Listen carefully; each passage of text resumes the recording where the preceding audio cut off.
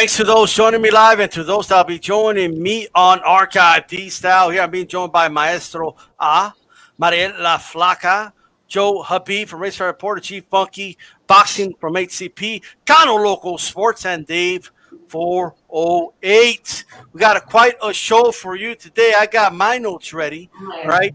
And a lot to talk about, even though there's no boxing really. Like, we're watching reruns.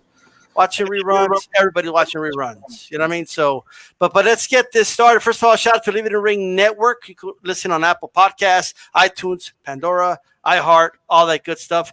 On Apple Podcasts, give us those 5 stars, right, for the content. I mean, why not? You know what I mean? And hit the like button on all platforms, including here on YouTube. You throw a jab at the like button, right? Make sure that thing turns blue or black, depending on the platform you're using. Look.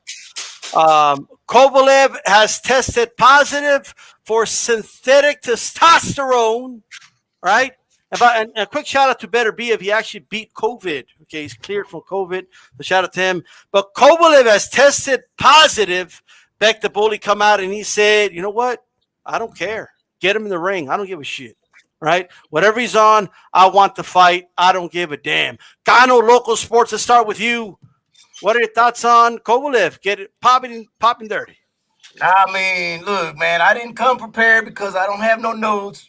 He caught me over here. He caught me at the last 5 minutes, before we started. But I do know that it did happen, and it's a shame. It lets us know that the sport has a lot more dirt in it than we realize. And I'm sure there's more that are going to pop up dirty. They're just hiding it really well. But I do commend the opponent. I'm not going to butcher his name because I can't pronounce it. But I do give him credit for still wanting that smoke. He's like, man, I don't care. I still want to fight him. So I don't know, man. I don't know if the fight's going to be allowed or not, though. All right. Fair enough. Joe Habib, what are your thoughts, man? And should the fight go on if his opponent wants to fight? Yeah, I think the fight should go on. If he, I mean, he's 37 years old. He's turning the corner. I don't believe that synthetic testosterone and TRT should be legal in sports, but gotta be honest with you, so many people are on TRT right now, like a lot of people in Hollywood, a lot of people, and some people who are like in their late 20s and early 30s are on TRT. You know why? Because they may have a testosterone level of maybe 600, but they want it to be 1,000. Some people will say, well, I need it to be 1,000 to do the things that I like to do. Meaning they, when they're 28, they want to still have the same vitality as they did when they were 18. And that's just not going to happen. Like only very few people that happens to, like, I don't want to talk about that too much, but, I think what it's all going to boil down to is the commission. I think the commission's going to have to make a decision what they want to do. And I'm not so sure what the protocol is. If there is a stipulation, or if there is a way where if the fighter does agree to fight regardless of the positive test, but that just doesn't kind of jibe right with the whole rules that are in place. So I have a feeling the commission's going to step in and not allow this fight to go on, in my opinion. Okay. All right. I hear you. Dave from 408, give me your thoughts on this, man. It's unfortunate. It's definitely unfortunate because here he is at the twilight of his career and he's looking to rebound. And then the fight was moved to Indio, California, which was a real bonus for fans here in the U.S. We just had a great start to boxing and people are anxiously awaiting the next set of fights, and we hear about this positive test, synthetic testosterone. I think it's really interesting what Joe Beeb is saying because it reminds me of a UFC fighter who tried to make the claim that because he was over at the cusp of the late 30s going into 40s that he had a legal right to be on synthetic testosterone. And I see kind of Joe making that argument that there's a lot of people who use it. But one thing about synthetic testosterone, if you look into people who abuse it early, is it can cause a lot of side effects that could potentially lead to even cancer prematurely, because you're basically telling your body, here's a whole bunch of testosterone so the testes can stop making its own testosterone, right? So I think I've seen this incident happen in Russia before, where fighters think they can easily escape VADA testing and get away with being on testosterone. It's unfortunate, and I don't think the fight should go on. Even if the guy Bully, I think that's his nickname, Bully, wants to fight him, I don't think it's. I think he should be penalized for it until all of boxing agrees that testosterone is okay. And in other professional sports, I don't agree that the fight should go on. I think he should be looking at a suspension. Okay. Hey, by the way, I had an oil change. It was synthetic oil. Like, you know what I mean? And then I heard about synthetic testosterone. I don't know what's going on here. La Flaca, talk to us. What's your reaction to Kovalev? What type of punishment do you think he should get? And do you think the fight should go on because his opponent still wants to fight? Yeah, I think that Manny Pacquiao, if I'm pronouncing it okay, wants a fight because he knows he can win. I mean, he's 6-0. He's from this school of Oriental Europe, from Uzbekistan, which they are stylistic, and he has also the strength. But as well as Dave, I think that if the fight goes on, we're sending another message that this is not a sport, but a spectacle. And I don't know, I mean, it's still cheating, you know? So Kovalev should be banned. I know that there are a lot of interest there because we don't have any major fights, and that was the big deal from the Sun in January. But I don't think it should go on. And I wanted to see the fight because I think Manny Pacquiao will finish Kovalev, but it will no longer be a sport if we allow substances to get into the fights, right? Absolutely, well said. G-Funky, what is your reaction? How do you feel about this? What type of penalty should Kovalev face? Granted, of course, beep, sample, all that. We've got to wait for that. But how about, should the fight go on? His opponent says, I don't give a shit this dude's on some. I want to fight. Well, if they allow it to go on, then and he's good with it, then I'm good with it, you know. But if you ask me my opinion on what they should do, I don't think it should go on. You know, he took a substance that he shouldn't have taken, and they got to hold him to the letter of the law, man. I mean, it is what it is.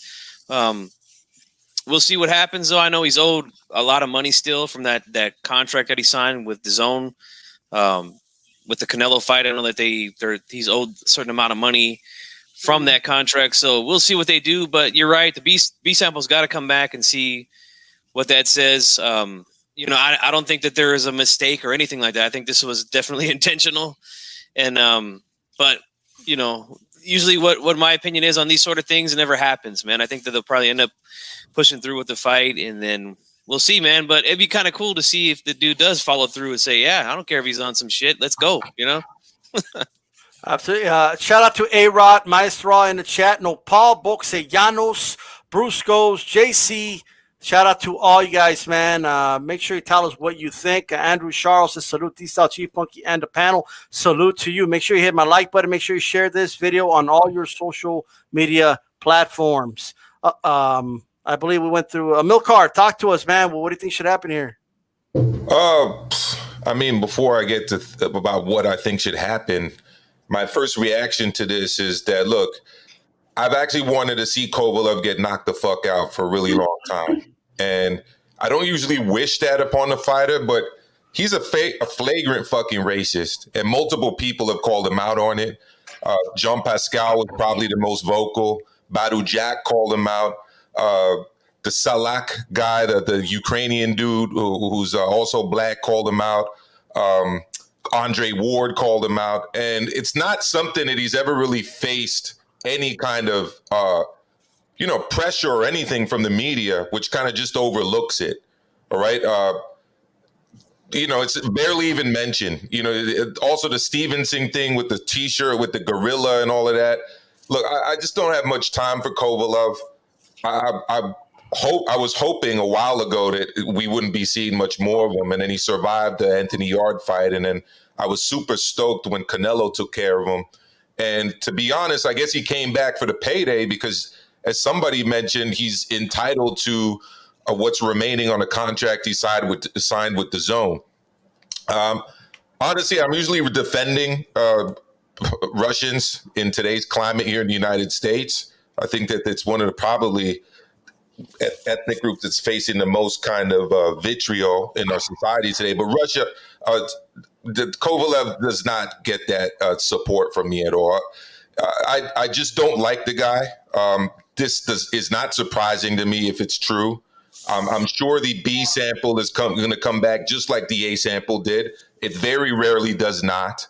And I mean, I wouldn't have expected any better from Kovalev. So that's my opinion on it. Where do I think he should go, or what do I think should happen to him?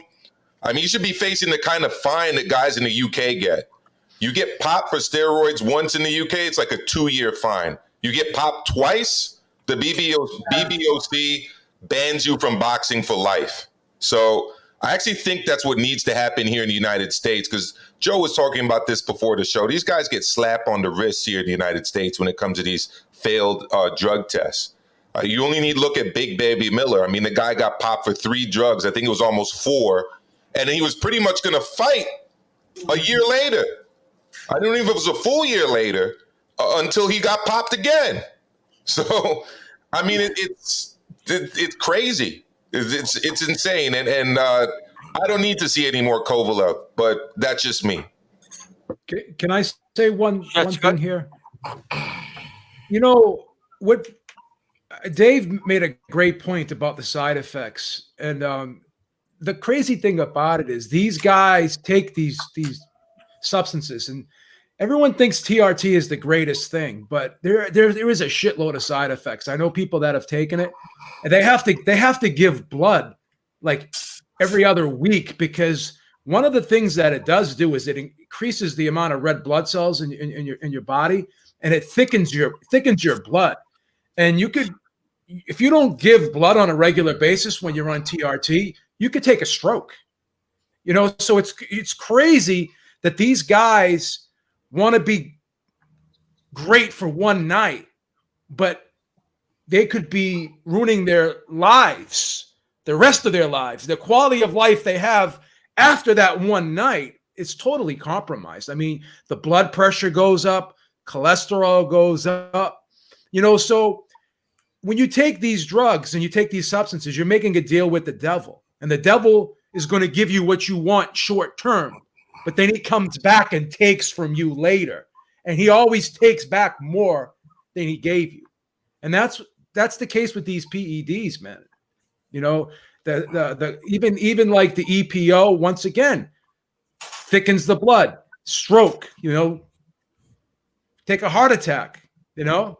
So you got to be careful. When you look at all these bodybuilders that have died recently because of all the PEDs that they've been taking, and the amount of steroids and all these substances they take, that's long-term use. So you don't know how long a guy's been taking something when he gets popped. He could have been taking it for a long time and just never tested positive, because there is ways of getting around it. But yeah, I just wanted to add that in there. And also, too, it's been said by other people on the panel, the fight can't go on. If the fight does go on, then it makes a mockery of the testing protocol.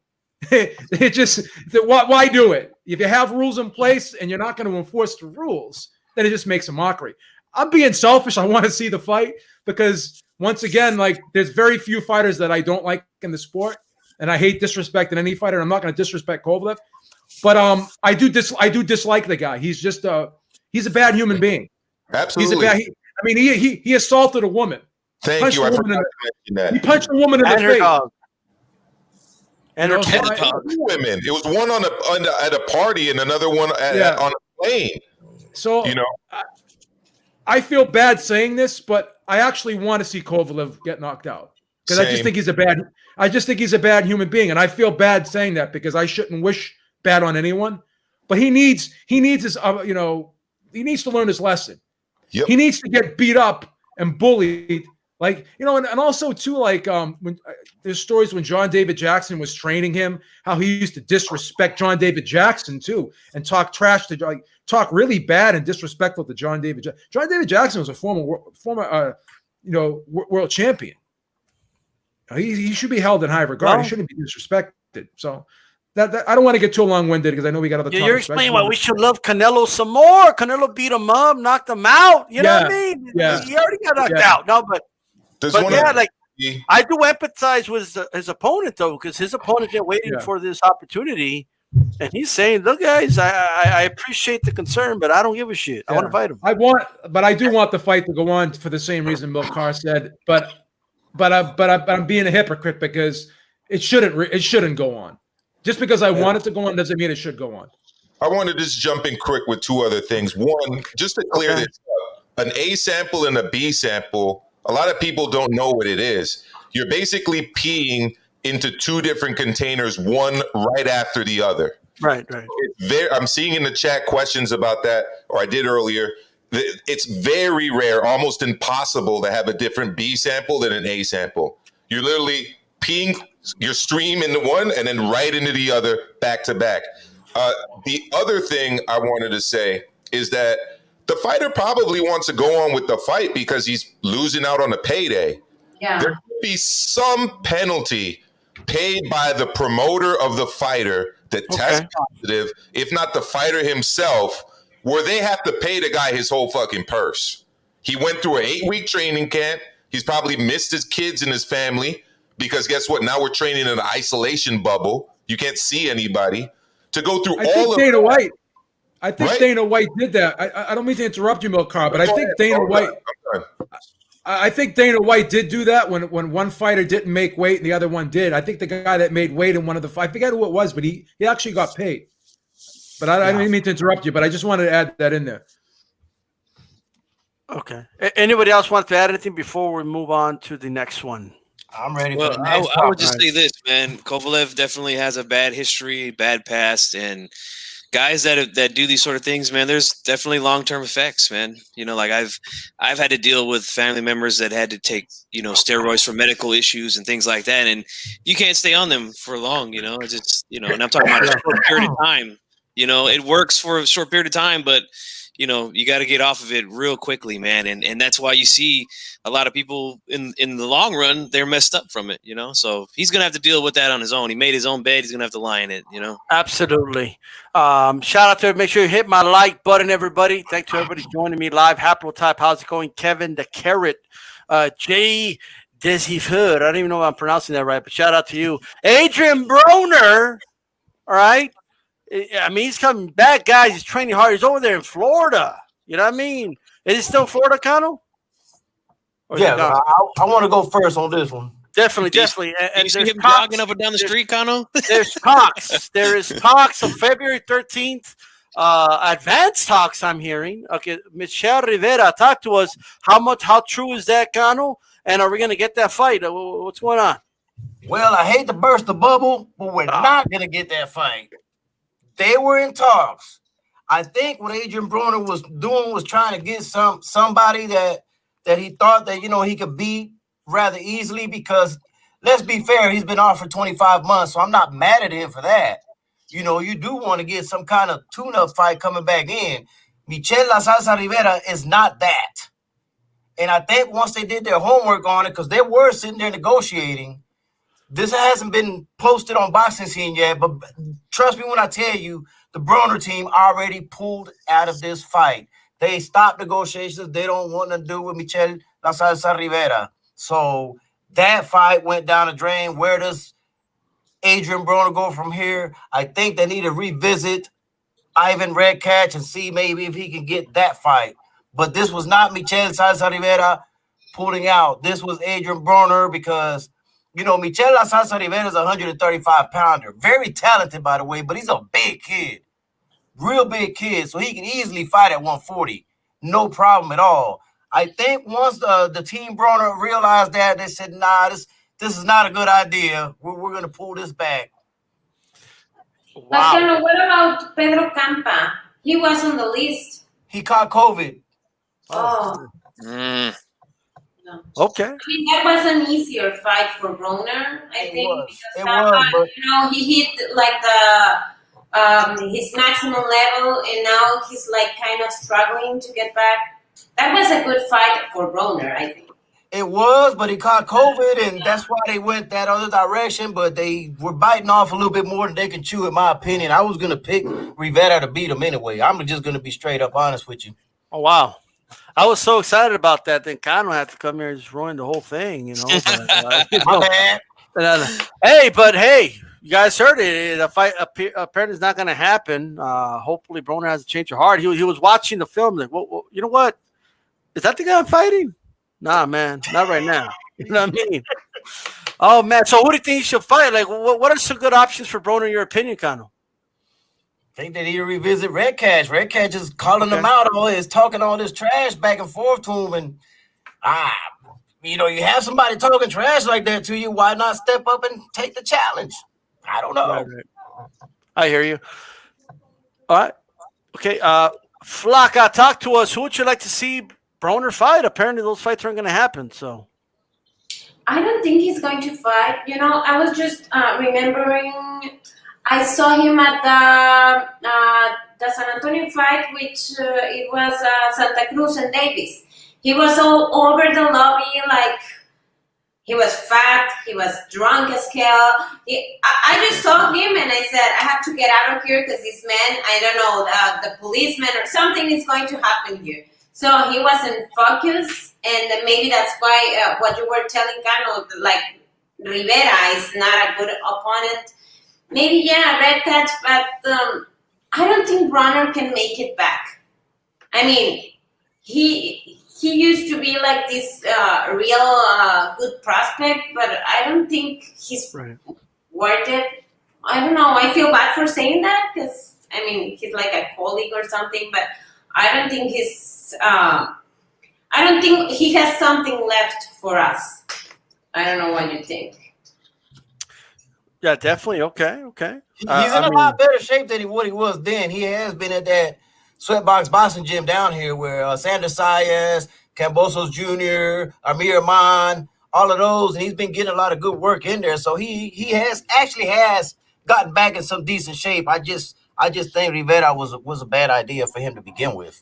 Yeah, well, but being in shape, it's not the same as being in rhythm and right. getting your work done. Yeah. So, and you have been out of the ring for several years, and you have been in jail, and I don't think he has a rhythm because sparring doesn't give you rhythm, right? Because there are a lot of things that go into play when you fight. So. Yeah, no, you're absolutely right. Which probably explains why Michelle Rivera was probably a bad idea. Amilcar, it looks like those fights aren't going to happen. So what do you think? What do you think will be a good fight for Broner? I heard some rumors of course, there's just online rumors of him possibly fighting Maidana again, but I don't see Maidana back in the ring at all. But what do you think? Well, initially, I was actually hoping that he'd fight Robert Easter. It's probably wishful thinking, but Robert Easter's on the card. And apparently his opponent fell out as well. And I was starting to think it might be a situation like when Kurt Johnson fell out of the fight with Lennox Lewis and they called up Vitaly, and we got a great heavyweight fight on HBO. That was Lewis's last fight. He wasn't supposed to fight Vitaly. He was supposed to fight Kurt Johnson. So, I thought that might happen. That's probably naive of me, considering what Cano Loco just said about the 24 or whatever month layoff.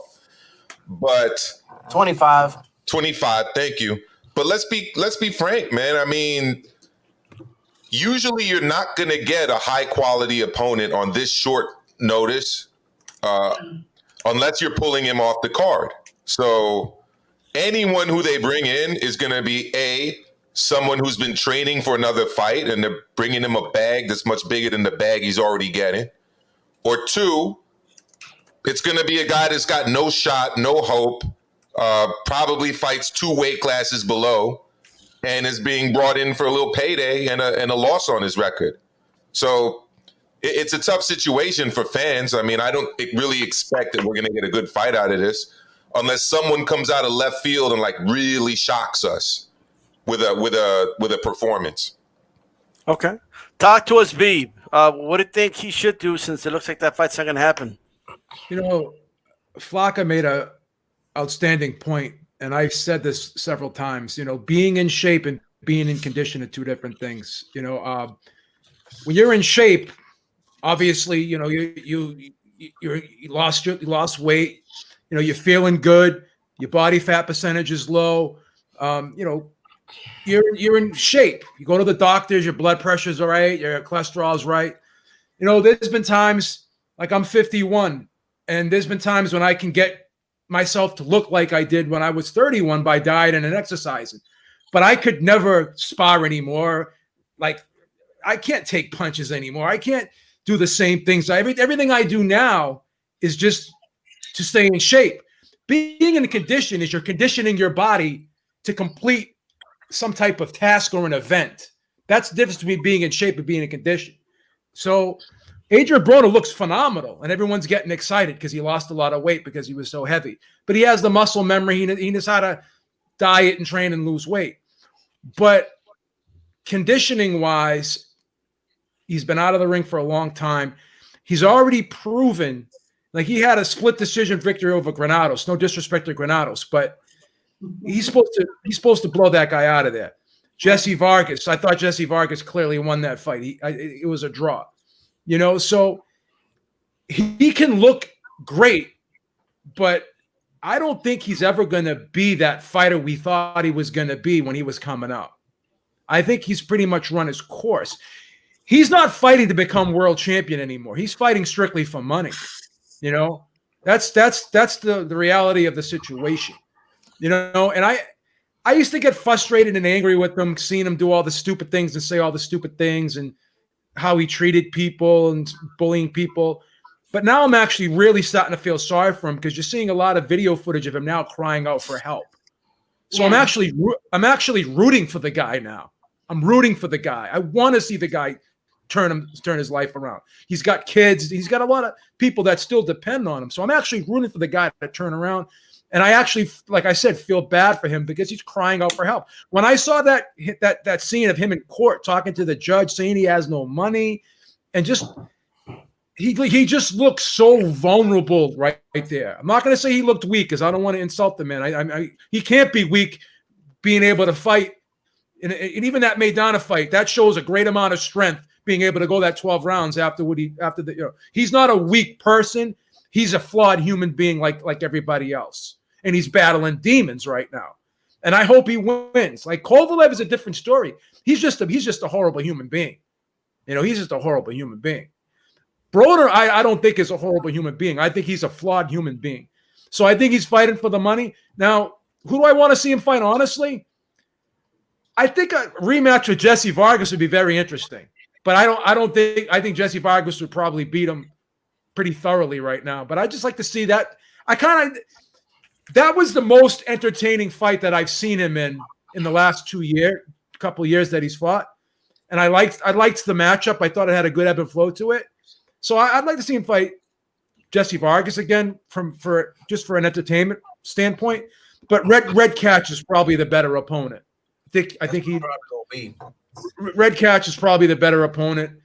But there's no guarantee. There's no guarantee he even wins that fight because the Granados fight was supposed to be, a fight that he was supposed to win, and I actually thought Granados eked it out. To be honest with you. All right, talk to us 408. What do you make of Broner? Who do you like to see him in the ring against? Well, I don't want to comment on the persona of AB because that'll be way too long. But is he really going to campaign at 140? Is he legitimately serious? Because there's so much talent at Top Rank, which most likely we will never see him fight. Even people like Ivan Baranchak or Jose Zepeda that were in Fight of the Year last year. Regis Prograis is now, I believe, over at PBC, and that's a guy I'd really like to see him fight. But clearly, after this long layoff, he's looking for a tune-up, and I don't think he can even – there's very few people at the top of 140 I think he can beat as a tune-up fight. So he's most likely going to – like some people are commenting in the chat right now that he's looking for an Uber Eats driver from Mexico. And he's pulling people up at weight. I think they only considered this fighter Michel because he was 135 pounds, but like our guest was saying, he wasn't even paying attention at the fight. He fought on the Gervonta Davis undercard, and he did very well at that fight. So I don't think he was paying attention to what was going on in the ring until much later, until people said this guy's a hot prospect. So I think they're going to most likely either he's not going to fight in February, or they'll find somebody from Mexico or an obscure country in Latin America to pull up and wait. Yeah, he washed Ladarius Memphis Miller in that undercard. A lot of people didn't see that fight. This kid is the truth. Yeah, they say he's a hot 130. And you know what? It's better for that guy, Michel, probably to stay at and develop at 135. That is the hot weight class right now, instead of taking this big jump. Yeah, definitely. Chief Funk, you talk to us, man. You know what's up? Who should I see Broner in the ring against? Well, first thing I want to say is, man, I'm a little bit disappointed, man. There's not a lot of energy here for AB. I mean, come on, guys. Like, a focused AB takes over, baby. You know what I'm saying? Like, that's what I always hear, you know? He beat Pacquiao, bro. He beat that boy. Y'all know he beat that boy. Hey, you know he beat that boy, all right? But I'm telling you, man, if he only lets his hands go, man, he's undefeated, baby, you know? No, but in all seriousness, he's going to fight somebody that we've probably never heard of. You know, he's been out of the ring a long time, and you know, I don't mind that if he's trying to make a comeback. But unfortunately, yeah, a lot of the guys at 140 where he's going to be campaigning at are at top rank, so we're not going to see any of those fights. But there are some good fighters on the PBC on that side that he could, you know, if he makes a little bit of a run. But I don't think he has a chance against a Pro Grace. I don't even think he has a chance against a Mario Barrios. So it's going to be tough for him, man. And I don't know, man. He wasn't really the most focused guy to begin with, you know? And I just kind of find it hard to think that he would start taking things serious now, but you never know, man. I hope the best for AB. I really do, but I have my doubts, you know? Hey, shout out to Mr. Boxing Today in the chat, the king of heavyweight boxing talk here on YouTube. Of course, he wants heavyweight headliners. Of course, he's going to say that. Of course, you know what I mean. Like, we're talking about, you know, AB, and he wants AB to be in the undercard of a heavyweight fight. Okay, look, Adrian Broner. I know a lot of people may not agree with me, but I gotta say, man. Like when AB fights, it's like I watch. You know, I'm gonna watch it. You know, whether he has a disastrous performance and gets beat up, or he surprises us and has a good performance, I'm going to tune in. You know, and those post fights, whether he's being a sore loser, whether he's getting his hair combed or whatever it is, like I'm going to tune in all day, every day. But I didn't give him more than 3 rounds against Manny Pacquiao. I'm sorry. Okay. But with that said, well, we'll see what happens with that, man. Unfortunately, it looks like that Michelle Rivera fight's not going to be happening. Okay. I want to talk about now that G Funky was talking about Mario Barrios, I was thinking about Batir Akhmedov. He can be like a really good opponent. He's not in a training camp per se, but he's training back in Afghanistan or some, you know, one of those countries. He made a really good fight against Barrios. Barrios didn't want the rematch and blah, blah. So maybe it can be like a tuna fight for Akhmedov, not for Broner. Oh, wow. But I think he'll get the fight, you know, as soon as they ask him to fight Broner. I mean, he's like, you know, this type of warrior. He got up, I think, twice against Barrios. And I really like his style. I don't know. It should be fun. Yeah, definitely. I think that is a tough fight for Broner. And a lot of people do feel Mario Barrios lost that fight. So one thing's for sure. He's going to fight somebody because he needs the money. Right, Yeah. right. Yeah, And by the way, you know, they will pay him the same if he fights, you know, a Mexican guy which is not even on training or something, or he needs a name to get paid. I mean, that's the question. I am impressed with the pronunciation of, what is it again? I say Akhmedov. Akhmedov. Akhmedov. Okay, you see that? You see that? Hey, by the way, when Kovalev gets an oil change or he goes for a tune-up, you know what type of oil he requests? Synthetic. Synthetic, yeah. But anyway, hey man, who is the most overlooked lightweight right now, man? Of all the dark horses that you could think of, I want to start with La Flaca. Just passing it back to you. All right, who is the most overlooked lightweight in your opinion right now? Yeah, I think like the division is really focused on these four guys, like Lopez but when I was at the Davis Santa Cruz fight, I saw Isaac Pitbull Cruz, live to release his match, Magdaleno. Magdaleno just, he had 3 losses, I think, with Flanagan and Roman and Lopez, which, they are top contenders. And Isaac Cruz just went straight to the point, like a pit bull, his nickname. And I think that Cruz his style can give a hard time to one of these guys that are now ranked as a four horseman or whatever. I don't remember the name. So I really love that guy. He's Mexican.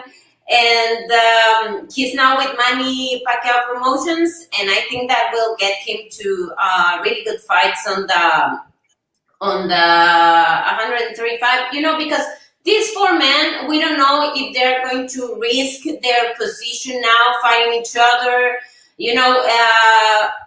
David Haney should be fighting Garcia because of the WBC mandatory, wherever, but now Garcia is campaigning to fight with Gervonta Davis really hard. So I think they will need more opponents to get into those combinations, and I would love to see Pitbull Cruz, which I know with any name of those 4.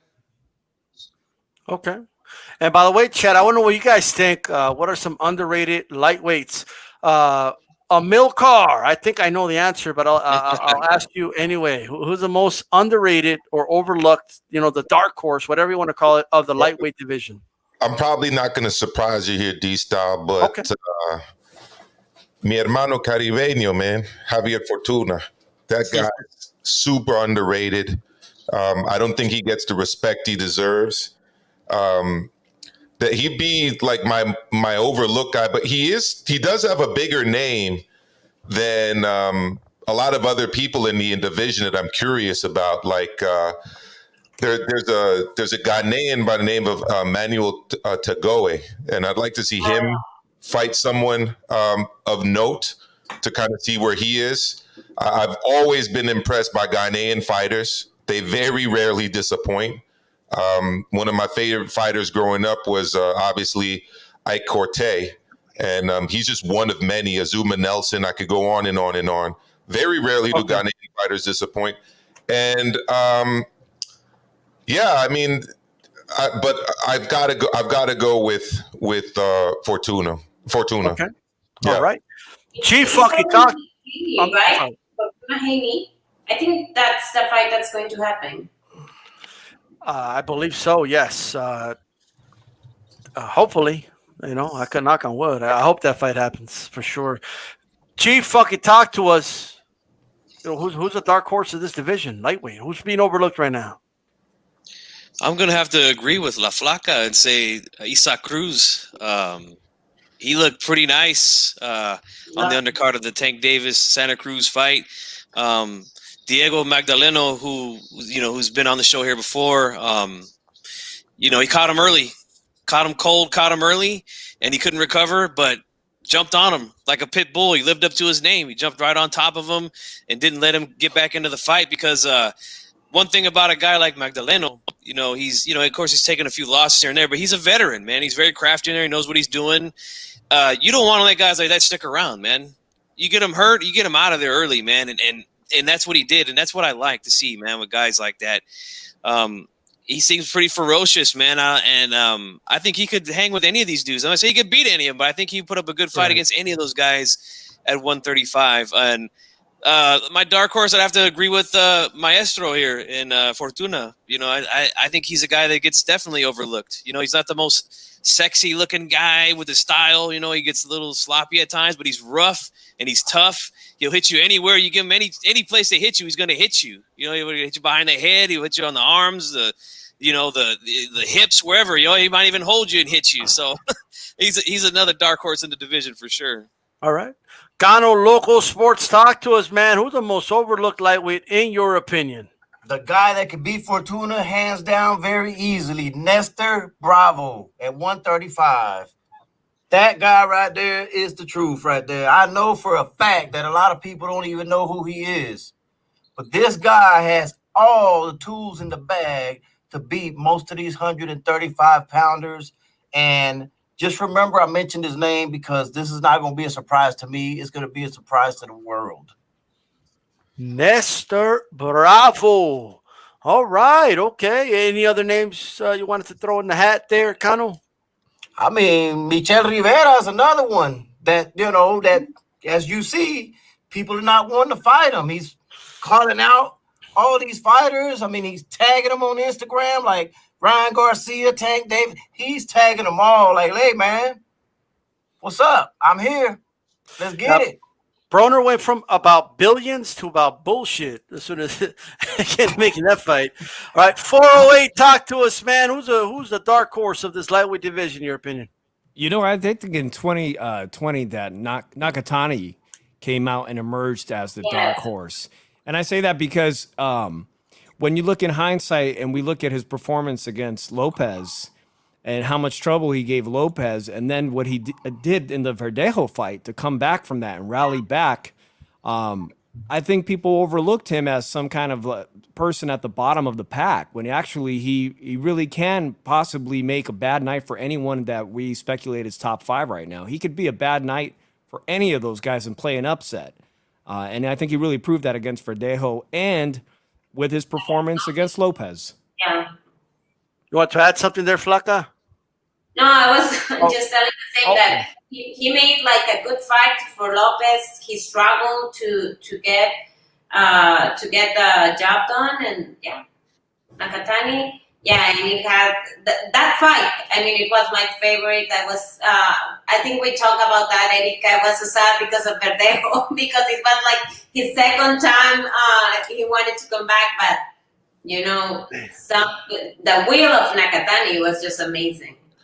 Absolutely. One thing about Nakatani in that fight, too, and he mentioned this through the interpreter, was that he really should have done what he did later on in the fight, earlier on in the fight, but he just didn't have the confidence to do it early on. But he said easy to say, he's going to be fighting that way, very offensively. He was too busy kissing the canvas early on. I'm just saying what he said. He said that he wants to focus on being an offensive fighter. And I just wanted to say that if he does that, he's going to continue to be in excellent fights against all of these lightweights if he gets the shot. Yeah, and he wants the Lopez rematch also. But, well, we don't know how much time does Lopez have on the division, because I think he told he's going to just fight twice and then moving up to 140. Right? Yes, definitely. Well said. Joe Habib, talk to us, man. Who's the dark horse? Who's the overlooked lightweight here that no one's paying attention to, in your opinion? You know what's crazy? It's Richard Comey. It's a guy who I hold in high regard. I mean, I think that I think he got, a bad deal. I think he got a bad deal against Robert Easter and Dennis Shafikov, 2 split decision losses that he has on his record. I thought he won both those fights. And he's got a phenomenal chin. I just think Teofimo Lopez just caught him with the perfect punch.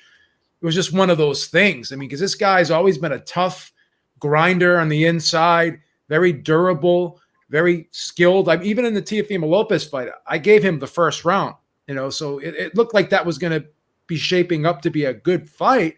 Then he just got caught with the perfect shot and he went out. But for a guy who's still like in the top 5, no one's really talking about him. I think he would be a great opponent for Ryan Garcia right now. Great opponent for Ryan Garcia. He's about to fight Jackson Marinez, a guy that got robbed in his rolling. Yeah. And Well, there you go. A lot of great names. Man, let me tell you guys something. This is a loaded division. 135 is loaded. And you know what's scary? Shakur Stevenson's going to move up at some point. Burchell's going to move up at some point. Like we have, like they're coming. And 140 pounders, watch out, because a lot of those dudes they're going to move up to 140 really, really soon. All right. So if I was Tater Ramirez, I would unify ASAP, quick, get it done. Put Undisputed in your legacy now, because I don't think you want to do. You don't want somebody else to come around and take one of those belts, because those are some real tough. That's some tough opposition there. But a lot of great names that are out there. I know people saying Linares, but I gotta agree with somebody. I know some people will disagree with me. That's fine, but I think Lomachenko's being overlooked right now. No one's talking about Lomachenko. Well, because he's going down to 130, I think. Right? See? Overlooked. He's going to go down to 130. Go over there, Lomachenko. You know what I mean? We got Booze over here. You know what I mean? I'm just saying that this is arguably the second best lightweight in the world behind No only way. he's taking himself out of the equation. He's taking himself out of the equation. He already said these guys are too big for him. He's going to go down to 130. He's taking himself out of the equation. Well, I'm gonna say something blasphemous, but I've been consistent about it. I've never had Lomachenko on my pound-for-pound list. So now that he's even lost to Teofimo, he's never been on my radar. Sorry, not sorry. I mean, he's also got ESPN still rating him super highly. They've got multiple guys they're kind of constantly just making excuses as to why he lost that fight. I don't think any of the other people in the division have anywhere near the amount of hype men behind them on network TV than Lomachenko does. Absolutely. Look at that. Richard called me right up the block from me in the Bronx. Brooklyn just got the best of the Bronx that night. That's all that happened. You know what I mean? Yeah, he literally lives right up the street from me and trains in the park, like right across from where I live. I like him a lot. I like him a lot, man. He's a very tough, gritty guy, and he can box too, man. He's a smart guy, smart fighter in there. Good guy. I like him. And the reason I wanted to kind of mention this, look, I mean, we have the champions, and then we have like those kind of second tier guys that we don't quite know yet if they're going to be champions or not. And then you got prospects. This is a loaded division. This is one of the most loaded lightweight divisions I've seen in a long time. Okay, crazy. You think a Michael Katsidis becomes a champion with these guys? I don't. You know what I mean? And I love Michael Katsidis, but there's just a lot of guys that, I don't know how Juan Diaz. I don't know how Ricky Burns would fare against these guys. Ricky Burns don't beat these guys. No, man. This is, and one thing Teofimo Sr. said last week to me was, he said every 20 years it's like a new generation of talent that comes. Like an old guard leaves, a new generation comes, and that's how I feel right now. Like Manny Pacquiao is the only dude, which we'll talk about in a little bit. He's the only dude like still around. Okay, Jose Ramirez, Josh Tater, I mentioned them. Two questions for the panel. One, why don't I hear any buzz for this fight like I'm hearing about other fights, like Crawford Spence, for example? It doesn't have to be to that level, but I don't sense anything. It's one of the dude, that's literally one fight, and we get undisputed at 140 pounds, and I see no buzz for this whatsoever. Beeb, start us off with this. Why no buzz? And second question, who wins? Ask me that question one more time. I was reading the comment. Why is there no buzz for with this 140 unification for undisputed Tater Ramirez, and also who do you think wins that fight? I was up in the air with that fight, but you made a good case for Ramirez. I have to be honest, no one usually sways me about a pick, but you kind of swayed me the way you broke that down, did a good breakdown of that fight. So I like Ramirez in that fight. No buzz. I got to be honest with you. Top Rank is very inconsistent with their promotion, with the way they promote guys. I don't think they get behind Crawford enough. I don't think they're getting behind Ramirez enough. So I want to blame I want to blame Top Rank a little bit. And I also too is COVID's not helping. I mean, still not being able to have the live crowds and stuff like that.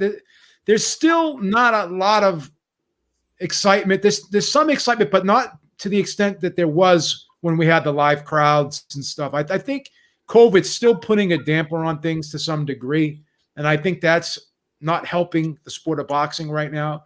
But again, like I said, I think Top Rank is very inconsistent with how they promote certain fighters, and I don't think they're doing a phenomenal job promoting Ramirez right now.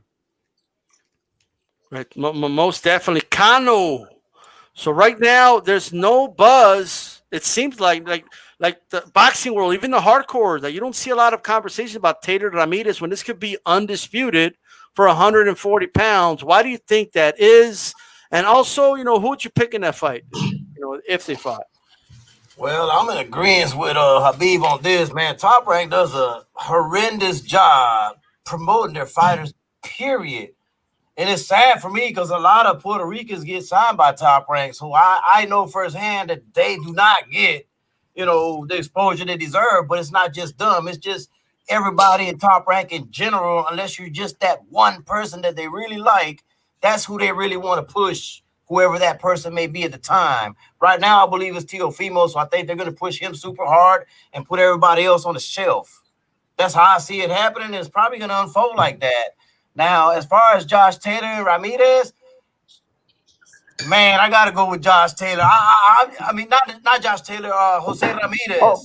Jose Ramirez. I just don't believe in Josh Taylor, man. I thought Rougarou beat him to begin with, Me man. too. I think Ramirez is a better fighter. He's just a better fighter, man. Yeah, there you go. Kano has spoken. We'll move on to the next. I'm trying. Milcar, talk to us, man. There's no buzz for this. Like, usually when you have like a fight that could be undisputed, that there's a bigger buzz for the fight. Well, yeah, I was trying to instigate some shit in the chat, but it didn't happen. So I'll give my honest take on this. Instigate. Go ahead. Go ahead. No, I was just going to say I was surprised Joe hasn't mentioned the fact that it really needs Teddy Atlas and Ken Rideout to get behind the fight. I mean, oh yeah, I missed that. I missed that. I mean, obviously, if those two are behind it, it's going to be a star-studded event. Anyways, seriously speaking, I was listening to an interview with Eddie Hearn when he was kind of alluding to the trouble that this fight has, and basically, it's about money. Josh Taylor and Ramirez are two fighters that sell very well where they're from. I'm sorry about that. I live in the Bronx, and a lot of people here ride dirt bikes. I ride motorcycles too. Anyways, yeah. So the Tartan Warrior is going to sell out an arena in Scotland, and Ramirez is going to sell out an arena in Northern California.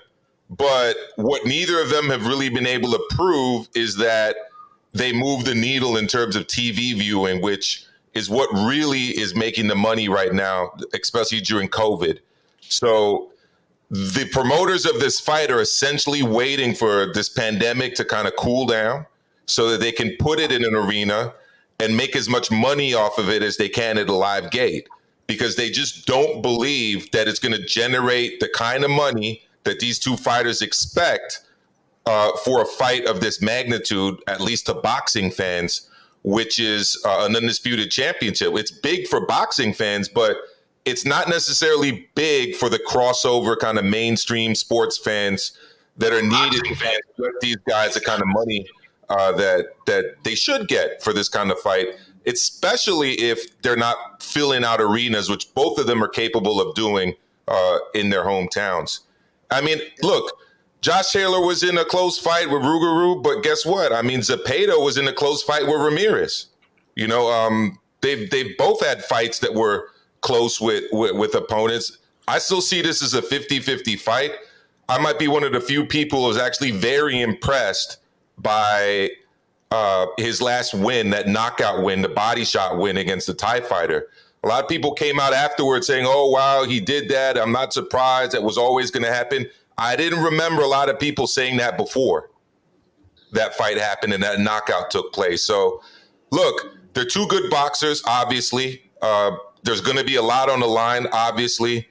And like I said, the promoters are just waiting to fill an arena and to build this fight. Yeah, most definitely. Shout out to Punch Drunk Boxing in the chat, Mr. Boxing Today, Philly Irish, Drew Evil. How you doing? Elliot Caves, how you doing as well? Talk to us, Chief Funky Man. Well, why is there no buzz? I mean, we've talked about the fight, right? But what about the rest of even the boxing world, even the boxing purists, even us that talk boxing? We're not even like telling Bob Arum, hey, make this fight. Like, we don't really see that. What's going on? Yeah, I'm not quite sure what's going on with that. I made a video about Josh Taylor because there were so many people talking mess about Ramirez and the way he looked against Postal, but then I had to post clips of the way Josh Taylor looked against Postal as well. And it's like, come on, man, your guy wasn't looking so hot, but that video got a lot of traction. There was a lot of people going back and forth. So both of these fighters have a real good fan base. I agree with what Amilcar said. I can tell you this right now. I know people that have worked those fights down there at the Save Mart Center near Fresno, and that place gets packed. It gets rowdy, and Josh Taylor. He's got his fans too, and I'm not very close to that situation, but I'm pretty close to the Ramirez situation. And like I've said before, his work that he does with the farm workers here in Northern and Central California really hits home with me, man. That's how my family came to this state. They were working in the fields as well. And a lot of the things that are going on then are still going on today. And he's putting it out there, and I'm always going to support him for that, no matter what. That doesn't mean I'm always going to pick him in every fight, but I'm always going to support him because of what he does here for the Chicanos that work in the field here in California. But yeah, I think I have to agree again with Maestro and say that I think that they're waiting for the pandemic to end because this fight could sell out somewhere, wherever they put it. I know that Wilder and Fury fought in LA at the Staples Center. A lot of Fury fans made the trip over for that fight. That had a big crowd. I'm not sure if it was sold out or not, but that could be a possible place too. Ramirez got a lot of fans here in California. And, the fans over in the UK, they've shown that they'll travel. They come over. They always travel for their fighters, and he's got a pretty good fan base over there where he fights. So I really think that that's what's going on here. But it should be pushed as a big fight because it is, man. It's just for undisputed, So I think that's really what they're doing, man. They're waiting for the pandemic to end. Hey, let me tell you something. Wait for the pandemic. Guess what? Some of these lightweights are going to move up. It's what's going to happen. Okay? And when are you going to get knocked out by Teofimo Lopez? And all of a sudden, you ain't going to get no undisputed. And then he'll get the undisputed after that. Or somebody else, whether it's Devin Haney. There's a lot of talented 135s that are going to move up. So if you two want a shot to do undisputed, now's the time. Now's the time to strike. Okay? So that's the way I see it. Plus, they're already putting crowds anyway in the UK. I just saw a video of them singing along and everything. So, and all that good stuff. Mr. Boxing Today talking about Arum maybe being out of touch with his young fighters. You guys remember when Bob Arum put Nelly to play a love song at a Manny Pacquiao fight? I think it was Manny Pacquiao against Margarito. Yeah. It was just a dream, or I don't know what the hell he was singing, but that was interesting. Flaca, talk to us. Why is there no? Maybe is there buzz in Mexico about this fight? Like what? No, of course not. No, I mean they're not like mediatic figures, and maybe Ramirez. It's not like considered like a Mexican champion, and that's really strange because of what G Funky was telling, that all the work he does for the Chicano community there. But when we talk about which are the champions right now, they do not mention Ramirez, and maybe that's why we don't people or casual fans don't have like the fight in the radar. But what amazes me the most is that even in the like this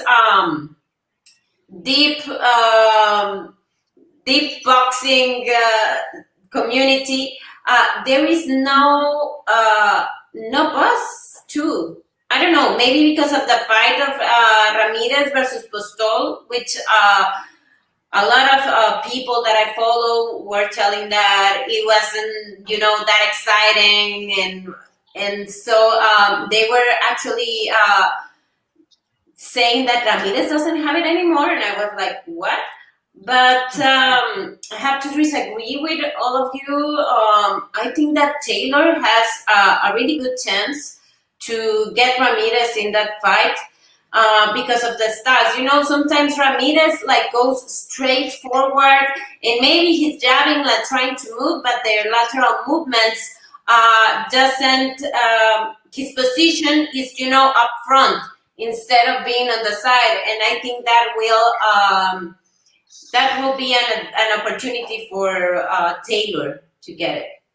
I think that was a good point there, Mario. I mean, I have a lot of Chilango friends, and if what they think is like a wider sentiment, they're never going to get behind the guy that fought for the United States, and Ramirez did. Just like they didn't get behind the Golden Boy. I mean, he didn't fight for Mexico, he fought for the United States. So, in actual Mexico, they're not going to be stars or treated as, local fighters. It happened the same with Mickey Garcia, for example. It's like, okay, that's like not even a Chicano. He's like an American with Mexican parents. Right. I see what you mean. Yeah. I said Chilango, not Chicano. Yeah, my friends in Mexico City. Mm-hmm. Yeah. Well, I mean, look. At the end of the day, if he becomes undisputed, then hey, you can get support from the Mexican American fans. Naoya did. You know what I mean? Johnny Tapia did. A lot of Mexican American fighters got, but I'm just not seeing that. Like, not even putting it on Mexico. Even Mexican Americans here, I just don't see that outside of California. That fan base for Jose Ramirez, I just don't see it. Bro, it could be that the fight on his own. They're doing a terrible job promoting him, and I also got to say they're doing a terrible job promoting Teofimo Lopez. I've been seeing it since after the fight. You'd expect him to go on like a big media tour. I mean, compare Ryan Garcia's media presence following his win, which was for a lot less, let's be honest, than what Teofimo did. I watch a lot of media, sports media. Ryan Garcia has been all over the place. Teofimo Lopez, it's almost as if he upset Top Rank's plans. And I said this on an upload I did, or a stream, much in the way that Rigo upset their plans with Nonito. I mean, Teofimo went into that fight expected to lose, put up a good performance, and then kind of rebuild himself much in the way that he lost to Mayweather. He was not 100% sure. Yeah. But there's something weird happening now. For example, Bob Arum, giving a hard time to Crawford that you don't promote yourself and you should be in the social media stuff. Well, that's your job. You're the promoter. You should be doing all that things. And what happens with Lopez and Garcia mostly is that they promote themselves and they're screaming all over the social media. And well, like you say, Maestro, if you can combine these with a proper media tour, well, that's like the. That's why I don't have a problem with fighters talking smack, because you got to create some kind of buzz. Mm-hmm. Yeah, absolutely. Hey, talk to us 408. What do you think? Because do you sense any energy for this fight from the fight fans? Because I don't. If we ask Rick Mariagyan, his promoter and manager, he'll tell you there's tremendous buzz in the Fresno area for that. There's tremendous global. But the truth of it is, the old phrase is that you're only as good as your last performance. And most people, American fans, did not watch Josh Taylor easily knock out the Thai fighter. And if we look at the Jose Ramirez fight that was televised on ESPN, most people were not impressed with how he handled Victor Postol, who was considered an aging fighter. So what they do remember or may have heard of is the battle that Taylor had against Regis, where many people felt it was a very close fight and could have easily have gone the other way. So we have this scenario where both fighters are coming off what most fans perceive in recent memory as unimpressive performances. And like Amilcar was just saying, Maestro was just saying, there's tremendous buzz with Ryan Garcia and Gervonta Davis. That has tremendous buzz. The prospect of them fighting, that fight is being hyped up, and it's most likely because they both had devastating knockout performances in their most recent appearances. So, do I like both? Do I like this unification fight? Of course I do. As a hardcore boxing fan, as a Mexican American, someone that considers myself a Chicano, I think very highly of Jose Ramirez and everything he does for his country locally. He's even inspired Ruben Villa from Salinas, who's closer to me here in San Jose, to also do work with the farm workers. Very likable guy, fought for America. We could spend an hour talking about Chicano and Mexico boxing. We could really spend forever, but we might push the audience away on that issue. I think single-handedly it's the fact that they're not just, the last performance wasn't fan-friendly. So they're having a hard, and also Jose Ramirez is a very likable, humble, quiet, soft-spoken guy in general. He's not out there fishing for attention. He's not an AB. He's not a Ryan Garcia. He's not even as boisterous as Teofimo Lopez. So he's not doing anything to help his cause to be a household name right now. No, Mr. Boxing Today, too, hasn't typed it down, but I already know he's thinking, like, people only care about Undisputed if it's heavyweight division. You know what I mean? But I just believe it just depends on everybody. You know what I mean? But at the end of the day, man, here's the deal. And I'm not going to dive into that conversation right now because we will go down a rabbit hole. But what I will say is, growing up with my uncles who were from Mexico and later came over here, me being a first generation American, my parents were from Mexico, right? They didn't like De La Hoya, and as much as they didn't want to admit it, it was because he beat Chavez, and they called him a pocho, and they called him all types of stuff. They just didn't like the guy, but he did win some of them over eventually. You know what I mean? After the Corte fights, and stuff like that, not all of them, but he did win some of them, in doing so. So we will see how it goes down with Ramirez. But that's definitely a good topic to touch on for another time. Hey, D-Style, I forgot to mention who I forgot to mention who I thought was going to win that fight. I just realized that. But yeah, I am taking Ramirez.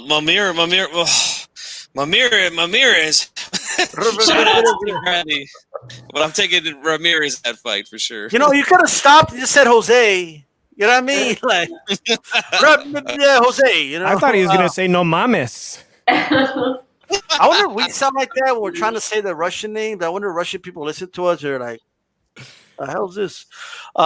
Hey, what is your favorite division? Give me your top 3 divisions. Just 3. Don't give me 4 or 5, G Funky. All right? But Cano Loco, just we're going to do this one really quick. Cano Loco, talk to us. Your 3 favorite divisions right now in boxing. 130, 135, 147. Oh, shit. Okay. G Funky, your top 3 favorite divisions. 130, 135, 140. Yeah, okay. La Flaca, your 3 favorite divisions. Yeah, I want to name one because I want to say the names. It's got to be 115 pounds because we have the Chocolatito, we have Yoka, we have Rey Martinez, we have Cuadras. I mean, that it's packed, and I love to see. I love the super flyweight. Okay, look at that. It takes 1, 2, and 3. You know what I mean? There you go. Joe Habib, your top 3 divisions. 135, 147, and 168. Canelo Alvarez. No one picking 115. Can't believe he's gonna pick 115 now. Look, You know what else? You know what other division I really love? 115. 115. Because there you go.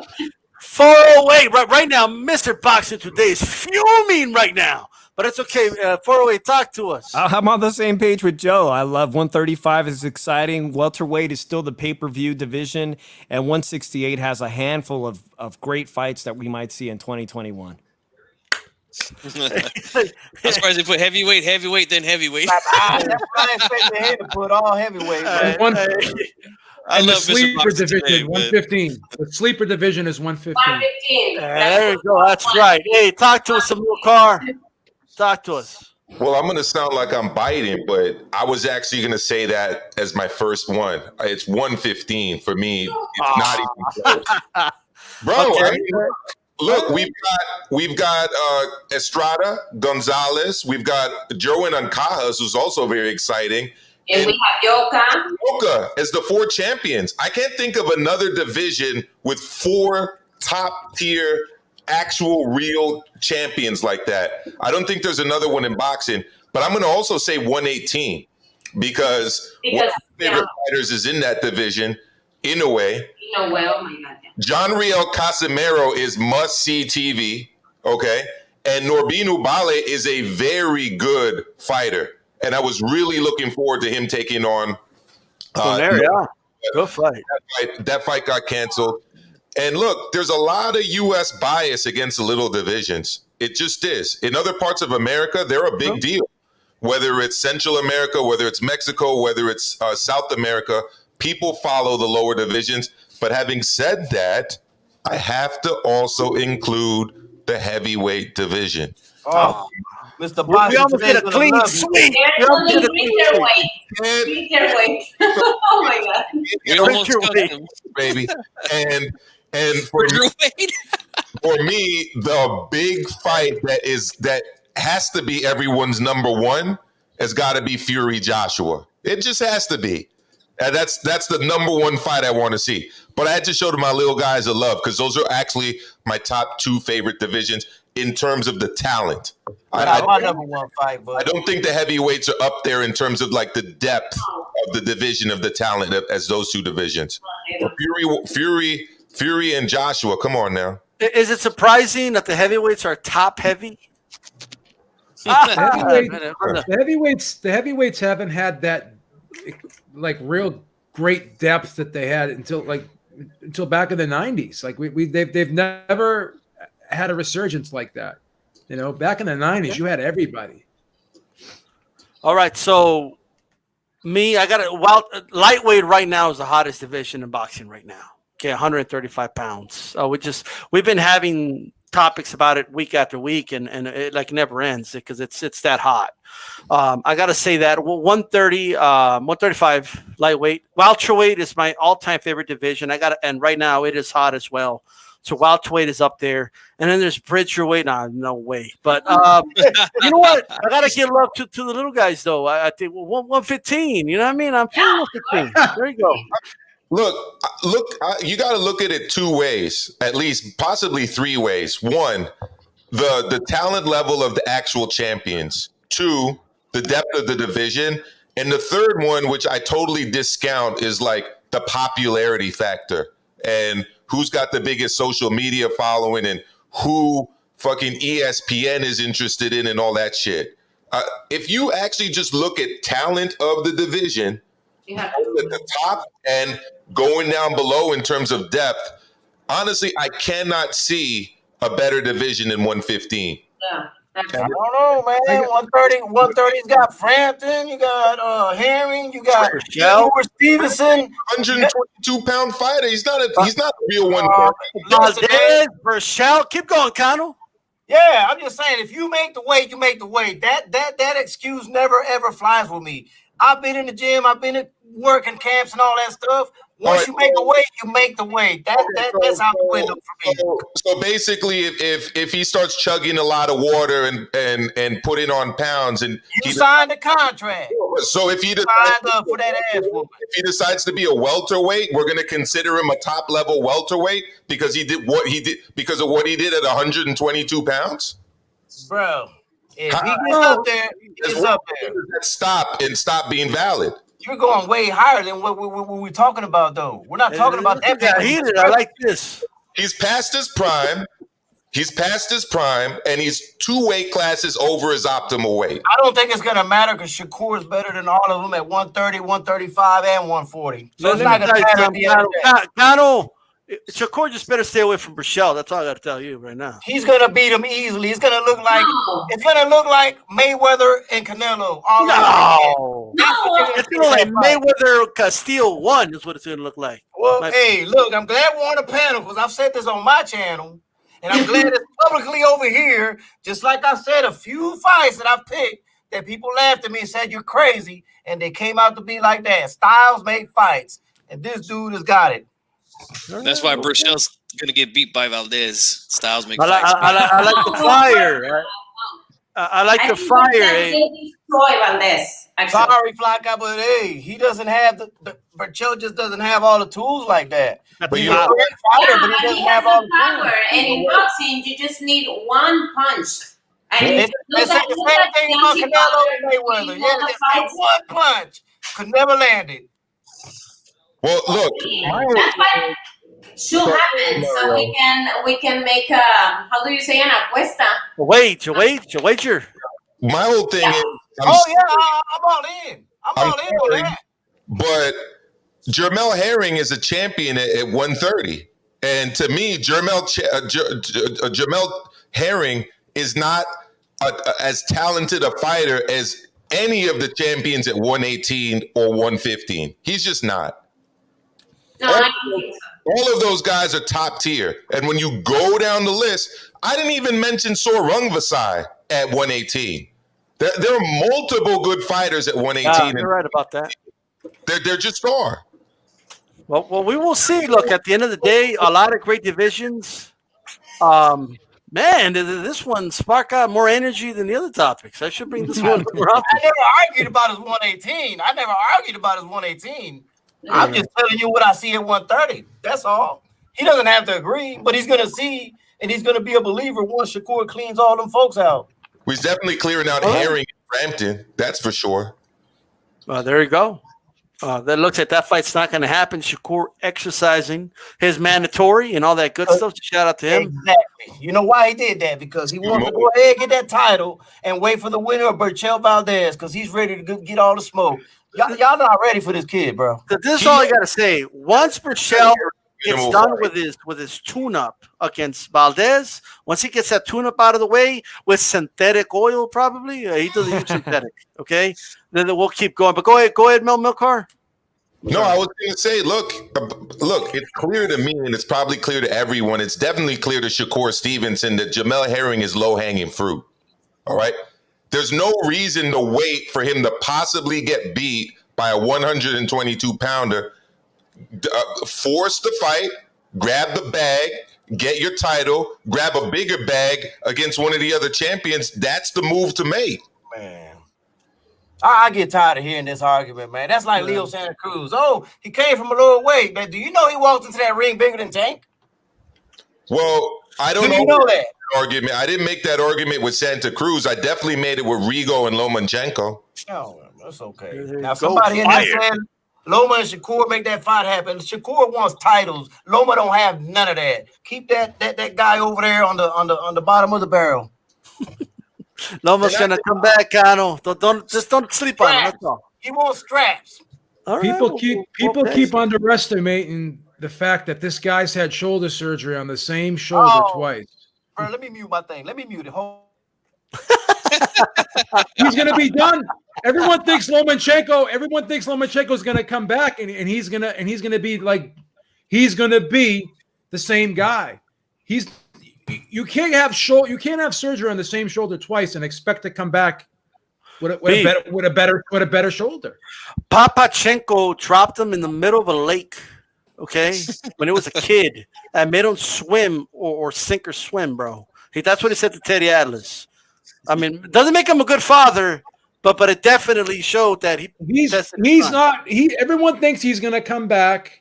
First of all, the guy's got tons of miles on him from all those amateur fights. So that totally abbreviated his pro career. That's number one. Okay. Number two, the shoulder's been operated on twice. Again, he's a great fighter, but he's not going to come back better than he was. You know what I'm saying? Okay. I think he's very beatable right now I think Garcia would beat him right now. I've always said Lomachenko was beatable since day one.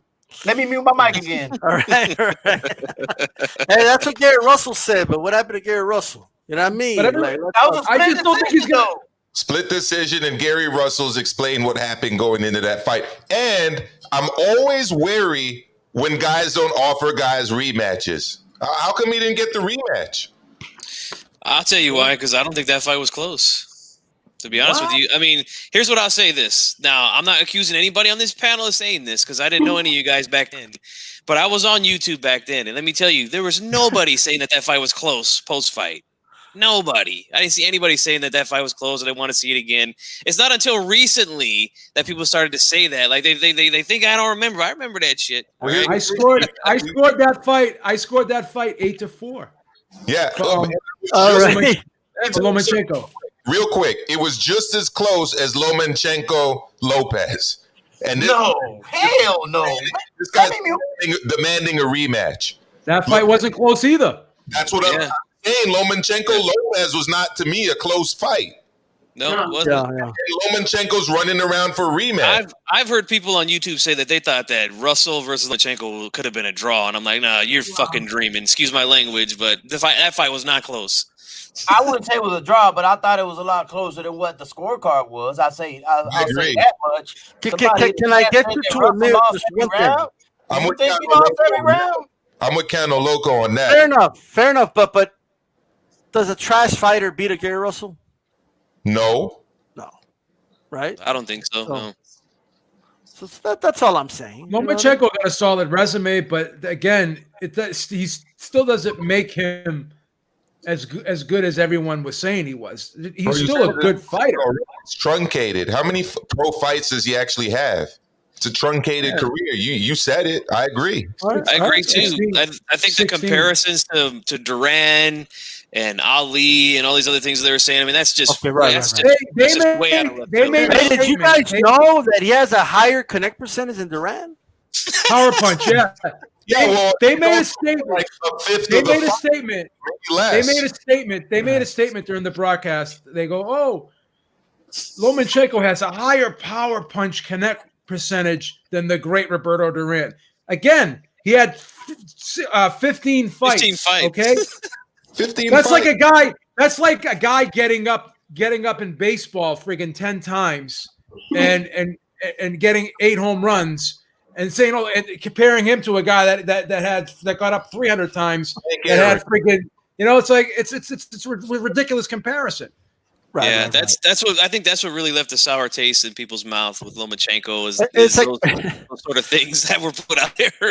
Like you come from the minor leagues, you go to the major leagues, you bat one time, you get a first base. That's it. 1,000. I retire. I'm the best hitter of all time.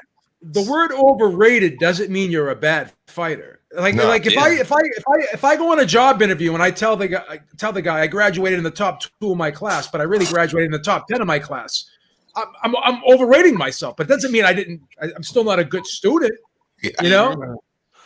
Liar. Did you do that? Yeah, I think that's important to put out there, B, because was that a confession? Just to say someone's overrated doesn't mean that they're bad. It's not Lomachenko's case. It is. He's bad. Come on! I wouldn't go that far. No, I know. That's right. Let's go with another figure that's a little controversial right now. I see a lot of different opinions about this fighter, and I want to talk about him. Right, in my opinion, he's a really, really good fighter with a lot of great potential. I think he's really good technically. He's got great power, especially for the weight class that he's at. Monster Inoue. All right. And, there's different rumors about who we could be fighting next. Start us off with this Milcar. Looks like Ioka is a possibility, but what would you personally, is that the fight you want to see, or what would you like to see from Monster Inoue? And can you tell us your opinion about Monster Inoue just in general? I think the Monster Inoue is one of the most talented fighters in boxing. That's what I think. He's getting a little bit of, I would say, negative criticism because of the way he fought in the Nonito fight. But the problem with that fight was that everyone was expecting him to go in and blast out Nonito. That didn't happen. That doesn't mean that he's not what I still think he is, which is a great fighter. He fought through a bunch of injuries, right? He still won that fight clearly.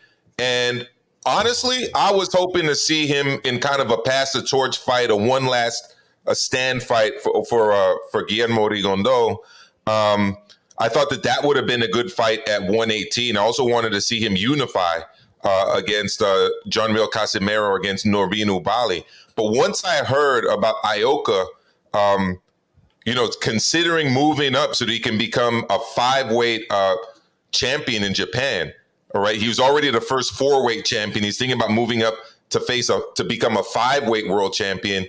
And after such a convincing, dominating win over Tanaka, who was, almost prodigy status in terms of the way he had been rising up and dominating people.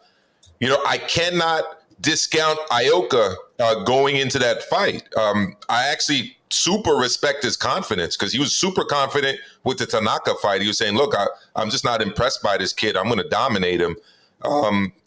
And he's got to see something in Inoue if he thinks he could fight. But yeah, Inoue to me is super special. You do not in those lower weight classes knock out people the way he's knocked them out. And he's fought pretty much nothing but champions and former world champions in all of his most recent fights. He doesn't get soft touches, which is pretty standard in Japan.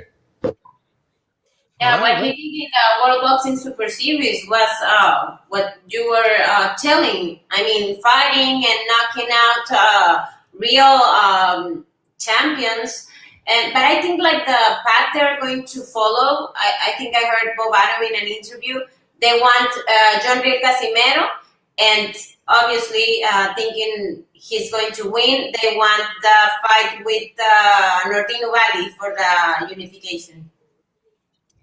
Okay. Is that what you want to see? You want to see the Casimiro fight? I'll go straight with Ubali because I think I can get rid of him easily, and then I don't know, maybe start fighting with those guys on 115, which are going up. No, I think that Rey Martinez is going up too because he's not able to make weight anymore. And I would love to see that because, Martinez goes straight to the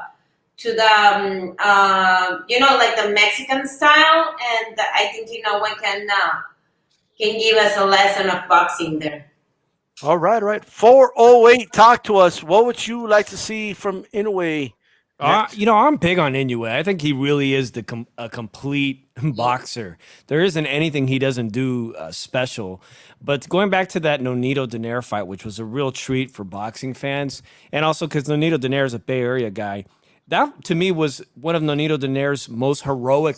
If you could have a final fight of your career, that was one of his most heroic performances. An aging champion who still showed tremendous heart and gave Inoue everything he had. And it's not because Inoue isn't the next star out of. I mean, he really is, and Top Rank is doing a good job with him. You want to ask me of someone that's getting preferential treatment at Top Rank? It's Inoue. They're doing a really good job with his first fight. Respect to Nonito Donaire for what he did, but Inoue really is at bantamweight. I don't see anybody giving him trouble. There's the fight with the Filipino that you guys were mentioning, Casimero. I think that's a nice fight. That is a really nice fight for American fans next. But again, I just see him maybe just decimating that division, the bantamweight division. Well, you guys mentioned the other Japanese fighter moving up in weight. Of course, that would be a real treat for boxing fans. All right. Kano Local Sports. What's your overall opinion about Inoue and what you like to see from him next? I like to see him fight Casimero. If he could beat him, then I'm sold on him. As of right now, I'm not sold on him. I don't think he does have the whole total package, man. He doesn't have defenses. He lacks a lot of defense. He gets hit a lot. Yeah, I know he's got a chin, but is that really the recipe you want to continue fighting? You do have to work on that defense. Now, as far as his boxing, yes, he can box, has a good jab, and can hit you hard and hit you anytime with different angles and stuff. So he's got the attributes. I just wish he would fix his defense. If he can show up his defense, then he might be unstoppable then. Okay. All right. I do agree with that. I mean, he does get hit. But what I will say, though, is that the volume and activity in those weight classes is very, very high. Yes. So they are going to get hit more than they are in higher weight classes, for example. But he is almost like it's unreal how hard he hits for those weight classes. What I will say is, a lot of I'm kind of in the middle. Like I really like Inoue a lot. I do think he's a great fighter. He's exciting to watch. And then I think some people, I saw some people comparing him to Joe Louis and stuff like that. I mean, I don't know, but obviously Joe Louis is a historic fighter and stuff like that. So you got to be careful with those comparisons. Although I kind of see what people mean in some instances, like his counters, but I also see a lot of people saying things like, I'm not sold on Inoue. Who's he fought? He hasn't fought anybody. Well, just because you don't know who these guys are doesn't mean he hasn't fought anybody. Okay. Like your personal, and I don't mean you, Con, I just mean general, your personal ignorance on the dudes he's fought is not like a valid criticism at all, actually. It just means you're ignorant on the weight classes. That's all it means. Absolutely. Casimiro, to me, is definitely the opponent. I do agree with that. That like they left me wanting to see that fight. That's the fight that will test them, and all that. Another one, although this is not his fault, but I wanted to see the Luis Neri fight. Like that's a fight to me that I really wanted to see. He won't make the weight. I know. Let me make one last thing clear. Sure. I would pick Casemiro to beat Inoue, just so you know. Wow. Okay. But listen, here goes the caveat. If he does beat Casemiro, then I'm sold on him. All right. Okay. One thing I want to say real quick is he's actually got really good footwork, and he does use defense. He's able to roll with shots, block shots, and his biggest defensive attribute, honestly, is his punching power. It's an unfortunate thing, but guys with that power don't really always have to show their defense. And he's also a feinter, which is also kind of a tactic. Yes, it's an offensive tactic, but he's keeping the guys so cautious about what they're doing and throwing that, yes, I mean, we don't necessarily always get to see his defensive skills, but he actually does have good defensive boxing. No, I disagree with that. He does not have good defensive boxing. I will say this. I will say hurt in the fight. So he's got a great chin. I'm not saying he doesn't have a great chin. He was hurt in the Donaire fight. Yeah, literally, that's the fight where he got his orbital bone broken and went on to fight the whole fight. But I just see him. I work in the gym. I work with a lot of fighters and stuff, and I just see a lot of little mistakes he makes. They're very little, but to a professional, they're big. You just have to. I'm just gonna leave it at that.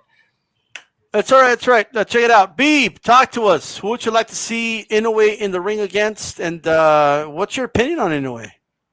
Are you like those guys that say, I'm not sold on Inoue until he moves up and fights Devin Haney or Shakur? I'm going to make a statement about Inoue that I made about Ryan Garcia. He's another one of those guys where his offense is so good that it makes up for his defensive liabilities. Because again, if you have a dominant offense, if you're constantly putting your opponent on the defensive, he can't throw punches back at you. So that takes away your defensive flaws. Like they always say, the best defense is a great offense, and he's totally is a testament to that, in my opinion. But I would like to see him fight Guillermo Rigondeaux. I think Rigondeaux's style would present a great challenge to him, and I think it would be a tough fight for him. I'd love to see that fight. I think the Casemiro fight's a good fight, but I think Rigondeaux has a way of slowing down the pace, making his opponents throw less punches, and it'll be interesting to see if he could slow down that fast pace of Inoue, take away some of that aggressiveness.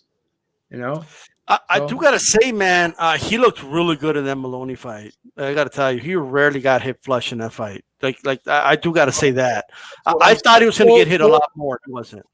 Well, once again, he was overwhelming Maloney so much that Maloney couldn't really throw punches back at him. And his power is so vicious that when a guy gets caught, it turns defensive.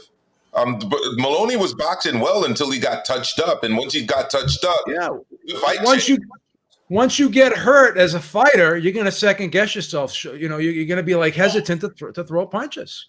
I think what happens is this, man. I could just speak for myself, but like when you watch heavyweight and like Like if you watch like a welterweight fight and then you watch a heavyweight fight right after that, it's just like so slow and like it's taking forever. Like they're just not throwing as many punches, not as active. Well, the reason for that is because the margin of error is just a lot smaller. You get hit by a big man like that, it's just you're going to get hurt, right? It's the way it is. Like power goes up the higher you go in weight class, and activity goes up the lower you go in weight class. There's just more like exchanging in the lower weight class. It's just more common than it is in the higher weight classes, and I don't think a lot of people realize that. Like that's a completely normal thing. And they're like, oh man, they're getting hit a lot. Well, they're exchanging, and if you're in a way with that monster power, you're going to exchange with guys because it benefits you, right? But he didn't exchange with Maloney though, which I liked. I saw some improvements personally. That or Maloney just couldn't touch him. But hey, Chief Funky, talk to us. Inoue, what you like to see from him next, and what's your opinion on him? Well, I'll say this, man. First, I want to give some dap up there to my boy Joe Habib. I agree with you, man. I want to see him fight Rigo for sure. I think Rigo's got one last good performance in him. Although I don't think it will happen, but I would like to see it. I also want to give my boy Kano some dap down there as well, because I agree with him. I think that Inoue's defense is not that good, man. It's just not, and I've been very consistent with that. I remember doing a lot of HCPs leading up into that fight with him and Donaire. And I kept telling everybody, look, this guy, yes, he's a monster offensively. No doubt about it. But he gets hit plenty, and he's shown a great chin so far. But I was telling people, man, you're going to be surprised what Donaire is going to be able to do. And Donaire was able to hit him and hurt him with a punch that's really not his best punch, and that's the right hand. Donaire's been known for being a left hook guy his whole career, and that's where the power lies. He's improved a lot on that right hand, but that right hand was finding home on Inoue's face in that fight. But credit to Inoue, he was able to take the shots, come through, and win the fight. But that definitely has to improve, man. I don't like to see guys get hit that easy, the way that he gets hit. Let me ask you something, G-Funk. Do you consider counter-punching to be defensive? Yeah. Well, he's a great counter-puncher. I mean, that's one of his best skills. Yeah, but he's like, kind of reminds me of Marquez in a way, like, because Marquez was the same way. Good counter puncher, but got hit a lot as well, But like Marquez I said, he's an all-time great, brother. I'm not comparing him to. I'm just saying Marquez was a guy who was known to be a counter puncher who got hit a lot. He was not the best defensive guy, but he got hit plenty. And I think that's something that he's going to have to improve on for sure. And I think a guy like Rigo, man, I think that would be a nightmare for him. I really do, because Rigo's a hard guy to land on. He might win with activity. We know how that goes a lot of the times. But honestly, I don't think that fight will even happen. But I hope that, Rigo gets a shot at somebody soon. I would like to even see maybe fight Donaire again, But I got to be honest. Look, I think the guys in the lower weight classes get hit more than the guys in the higher weight classes. They're throwing more punches than in the higher weight classes. It's when we see a welterweight throw 80 punches in a round, we're impressed. Well, that happens like all the time in the lower weight classes. The activity level was just a lot higher, right? There was only one guy. Let me say this: there's only one guy in those lower weight classes that didn't get hit a lot, and that was Rigondeaux. Finito Lopez, Finito too. Well, he been gotten some battles too, though. Well, yeah, but who doesn't get in? Like, here's my thing, right? We hear this criticism a lot with guys in lower weight classes. You're right. Higher weight classes. No, I'm agreeing with you. I'm only making one example. I'm only making one example. But these times, you do realize the fighter I work with the most fights at 122 in the pros, right? Hey, I'm used to seeing this lower weight class. Is what I'm saying. I'm studying this stuff like that.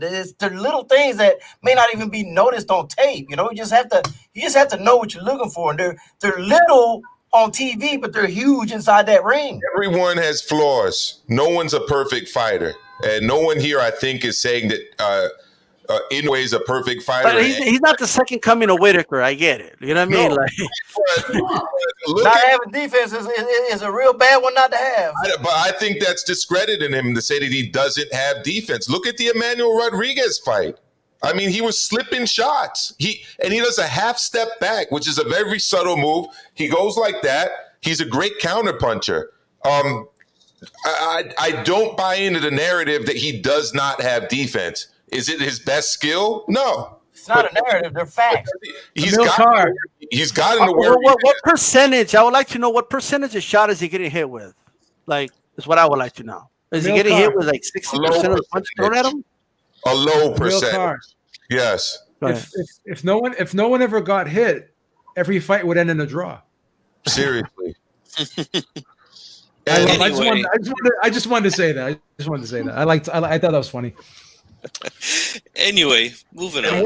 when did you ever see power punchers that have like are the best defensive fighters? I mean, I can't think of any. Well, I have to make a statement in defense of Inoue. If you were to take the percentage of times he gets hit, he's probably getting hit at a very low percentage. All right. Because he's knocking everyone out. So All right, Chief Funky, go ahead. Anyway, moving on. All right. We're going to go ahead and talk our last topic here. All right. Manny Pacquiao. You guys can go with it wherever you want, but here's what I want to say. Manny Pacquiao, recently, he made some noise saying Spence ain't that fast. You know what I mean? Like, I think Thurman's faster than him. I don't know whether there was a misquote there or what, but it's what he said. It's reported. Right. Also, he's still interested in boxing Conor McGregor for charity and all that good stuff. And look, we know this. Manny Pacquiao, he's in his 40s. But he does have the WBA strap, right? And so we have to keep that in account. But I want to know where you guys stand with this. Should Manny Pacquiao vacate the belt? Or do you personally give him a pass because he's a legend and he gets a pass like no one else really gets? Should he be able to keep that belt as long as he wants, or should he, vacate the belt? Let some other young guns or somebody fight for it. I want to start with you, 408. Talk to us. Yo, I think he should definitely be forced to defend the belt. There's some really exciting prospects that I see on the cusp of being champions, like Boots Ennis from Philadelphia. Shout out to my boy Drew Evo.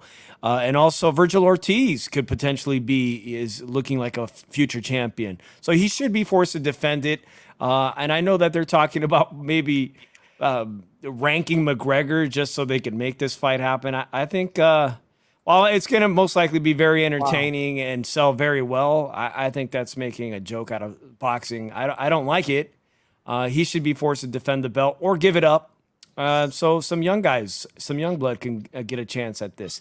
Also, I've been reading a lot that Ryan Garcia really, after winning that fight, he's pushing and letting people know that he'd like to fight Pacquiao as soon as possible. And people, even the young fighters, they still recognize that Manny Pacquiao is a cash cow, that it's a gift that keeps on giving. I mean, everyone who's done a pay-per-view with him has netted tremendous millions, right? It's like 10 million plus to be involved in a pay-per-view with him. So, yeah, Manny Pacquiao continues to amaze people with his drawing power and his ability to sell fights. All right. Some people saying, hey, don't vacate. Some people saying, hey, defend or vacate. Should we have any exceptions? Does Manny Pacquiao get an exception? We know he's a legend and all that good stuff. Flaka, talk to us. Does Manny Pacquiao get an exception here, in your opinion? No, I don't think that's fair because of the new blood that wants to get into the belts, because at the end, the belts make you have the better purses and more, like more eyes into your fights. And like Dave says, there is Ennis there and Virgil Ortiz, which, that his promoter is ignoring him. He should get the opportunity for the belt. I mean, I love Pacquiao, and he's beyond that. I mean, who cares if he's the champion or not? We're going to see his fights. So his status is way beyond a belt, but he still has to follow the rules. Or do you want that silly nonsense of franchise champions like what the WBC did, and now we don't.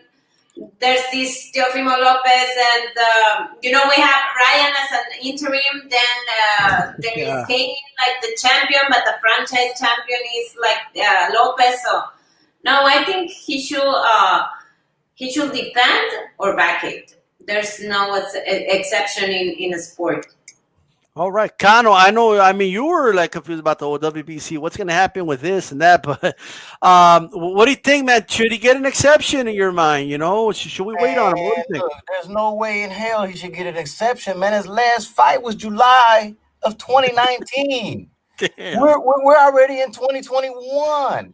I mean, you cannot hold these belts hostages. And if he's really serious about facing Conor McGregor, he needs to vacate, or the WBA needs to strip him immediately and let somebody else fight for this belt. It's not fair and it's not just. Yeah. They be holding these belts hostages. And then people want to scream about they want to see undisputed, but then they want to make an exception for him. No. Yes. And no exception. Joe Abib.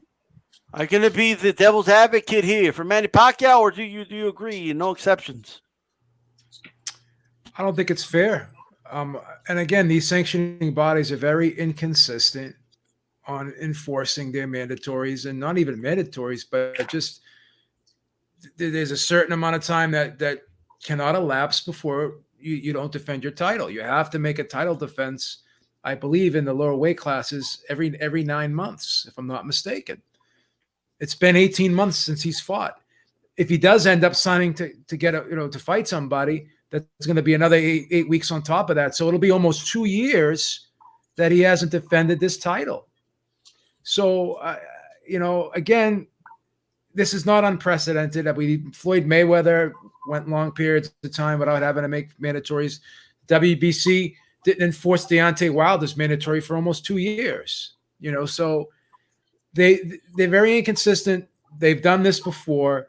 And the way they look at it is they're looking at it as Manny Pacquiao is a legend, and we're going to give him special treatment, or we're going to make certain stipulations for him, and that's what's going on here. That McGregor fight is always going to be there, no matter what happens. Who he fights next, he could still always go to that McGregor fight. So it's not like the McGregor fight has to be next.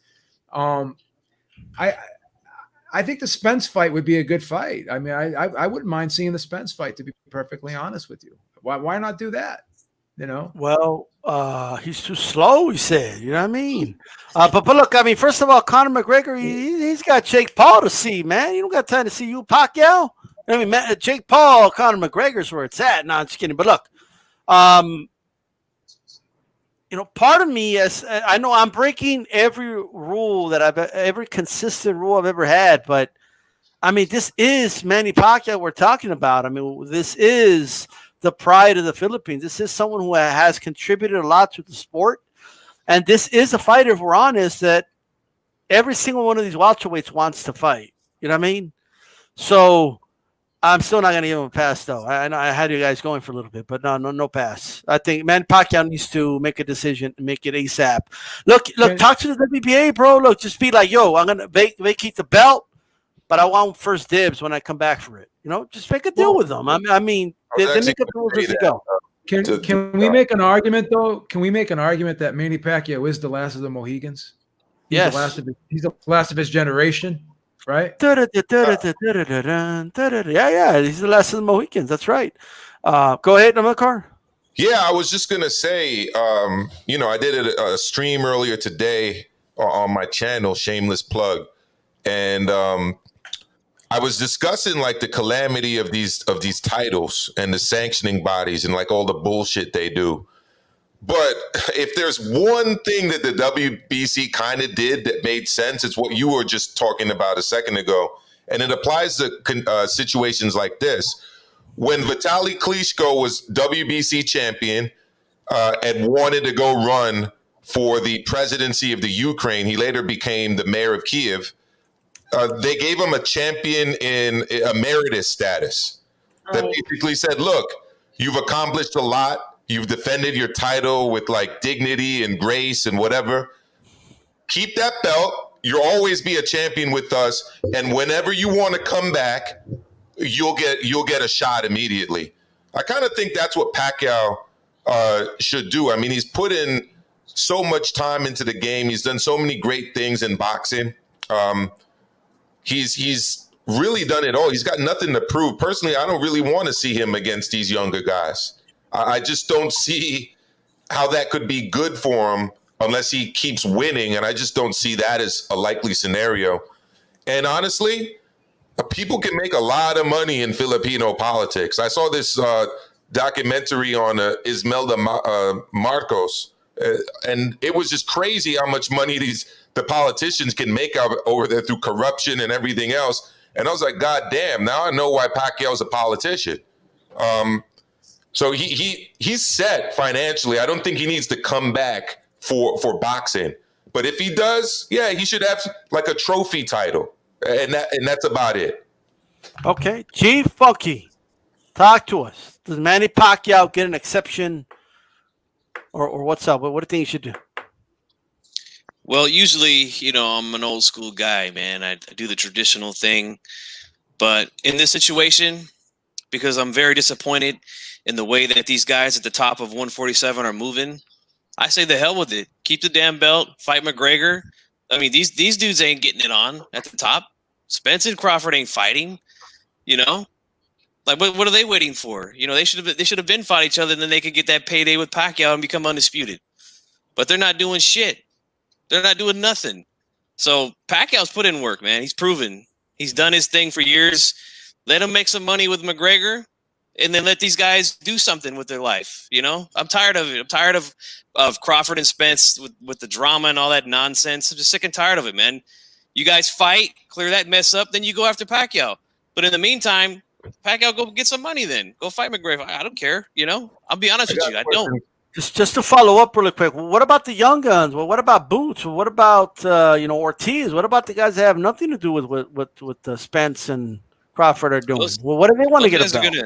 They're gonna take over eventually. But I mean, it's just disappointing. There's a lot of guys that haven't mixed it up at the top in the top 10 at 147. Just a lot of them. I mean, that's just a fact. I'm sorry. Can I ask Beeb and Associates a question?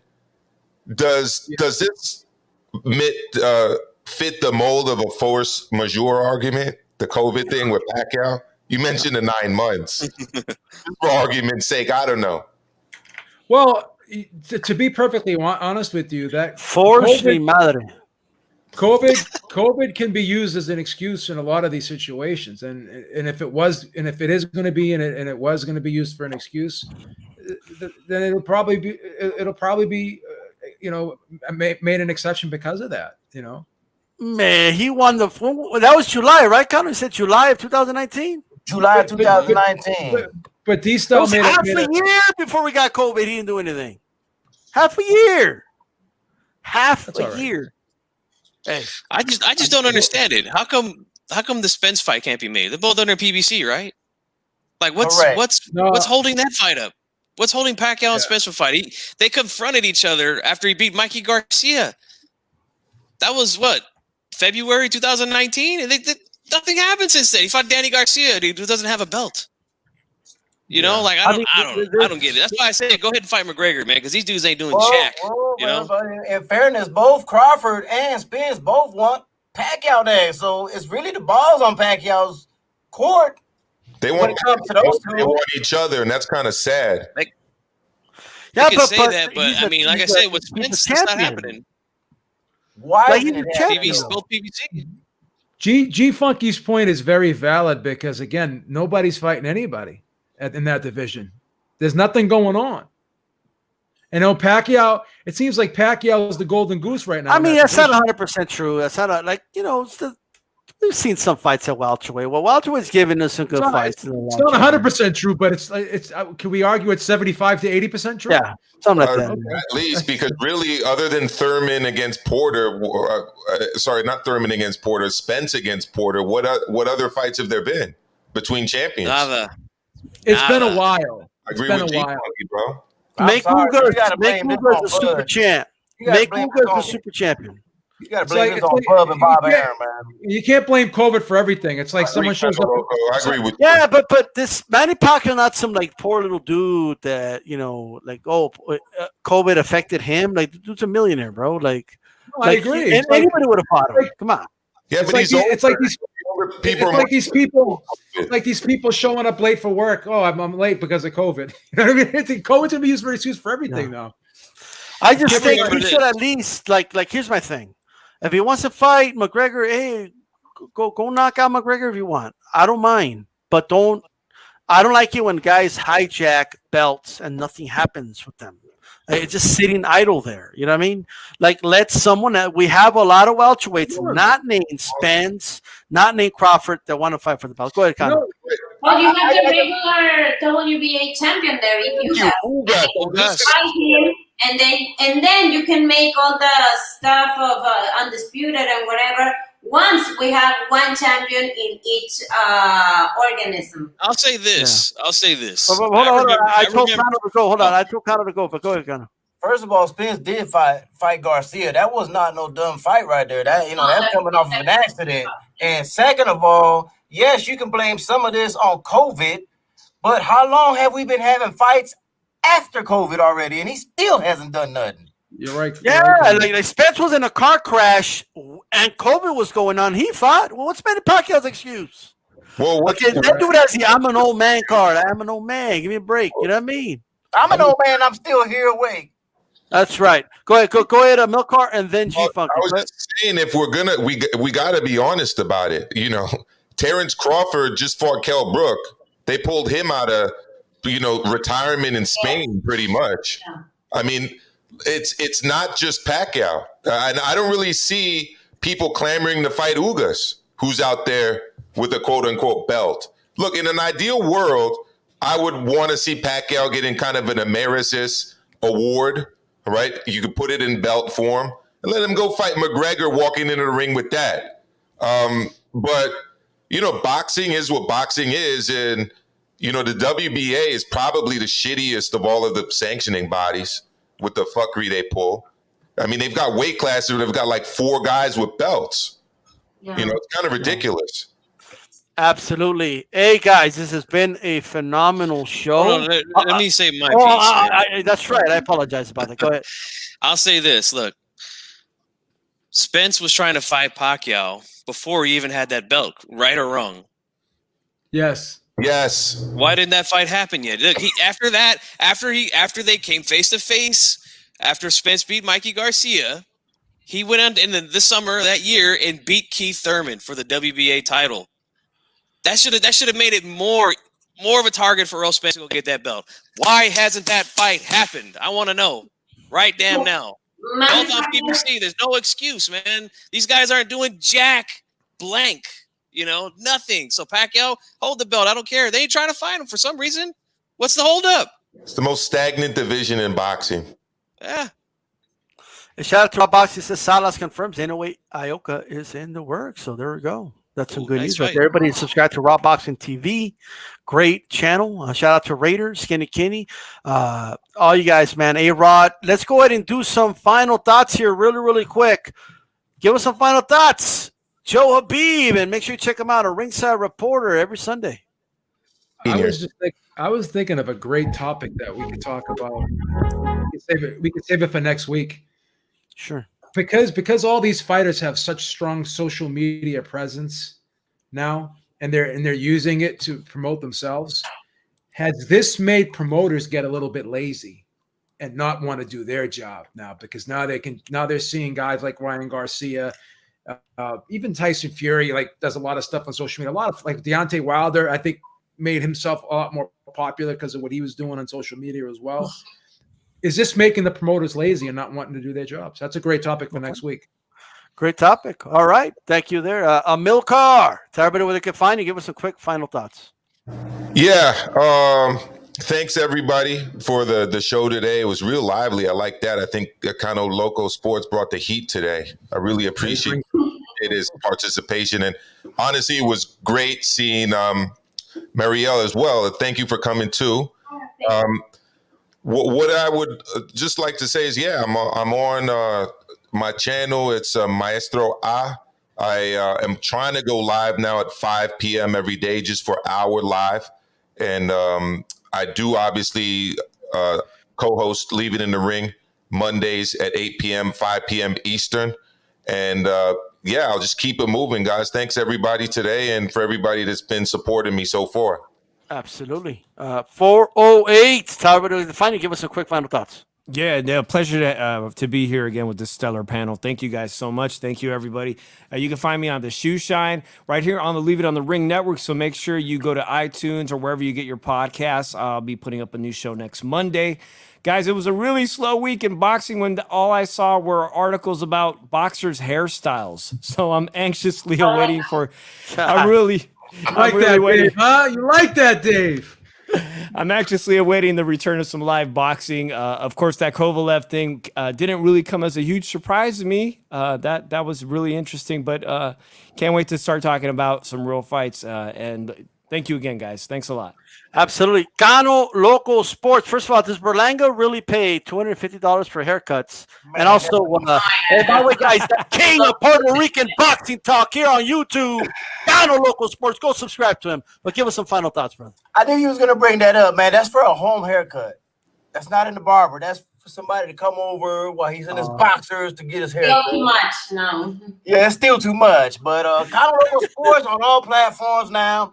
I don't go live like a lot like these folks do. I like to generally do my news and updates and do some pre-fight predictions, post-fight reactions.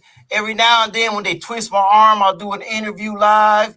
But other than that, man, I keep it pretty basic because this live thing, could take a lot of time out of your schedule. So that's usually about where I keep it at. So appreciate y'all having me on the platform today. Yeah, most definitely, man. Always welcome. And G Funky, give us some final thoughts and tell everybody where they can find you. Yeah, well, this is great, man, especially for the last couple of weeks where there's been no boxing at all. So there's no upcoming fights to talk about, predictions, none of that. So we had a great show here. We had a couple of heated moments here, and that's great. And I love that, man. That's the best thing about sports talk, man, is to stand around. Like I can just imagine all of us standing around a person and talking and arguing and yelling. And, it's all good, though, at the end of the day, man. But you guys can find me here on YouTube, G Funky Boxing. I just hit 500 subscribers, so I want to thank everybody out there who subscribed to me. And if you want to come subscribe, you can. You can find me here. You can find me on Twitter at gfunky84, and that's it, man. HCP. And last but not least, Mariel La Flaca. Talk to what's going on with you. Any fight in the near future, anything like that? Well, thank you for having me. Yeah, I've been told I'm fighting on March the 20th. So we're now working on making weight because, I'm really tall and I have to get to the Superfly. But yeah, I'm excited. And do not forget that in Mexico, we still have boxing, and Chemo Campo is fighting the Pitbull, and not Isa Cruz, of course, but Abraham Juarez on Saturday. And you can watch it on boxazteca.com. So maybe a couple beers and watch some Mexican boxing. That sounds like a perfect plan. Thank you for having me here. And, I'll let you know where you can watch my fight. Hey, most definitely, we'll definitely look forward to that. Look, hey, having some beers, that's what I do, you know what I mean? So, although it is Corona Premier, though, so just keeping the calories down, that's all, but hey, man, I appreciate everybody for coming in. Shout out to the chat. If you came in late, always go back, listen to the archive, share this on all your social media platforms. Shout out to everybody listening on Pandora, Apple Podcasts, iHeart, on demand. This is D-Style Boxing. You keep it boxing. We're out of here. Peace. 115 is the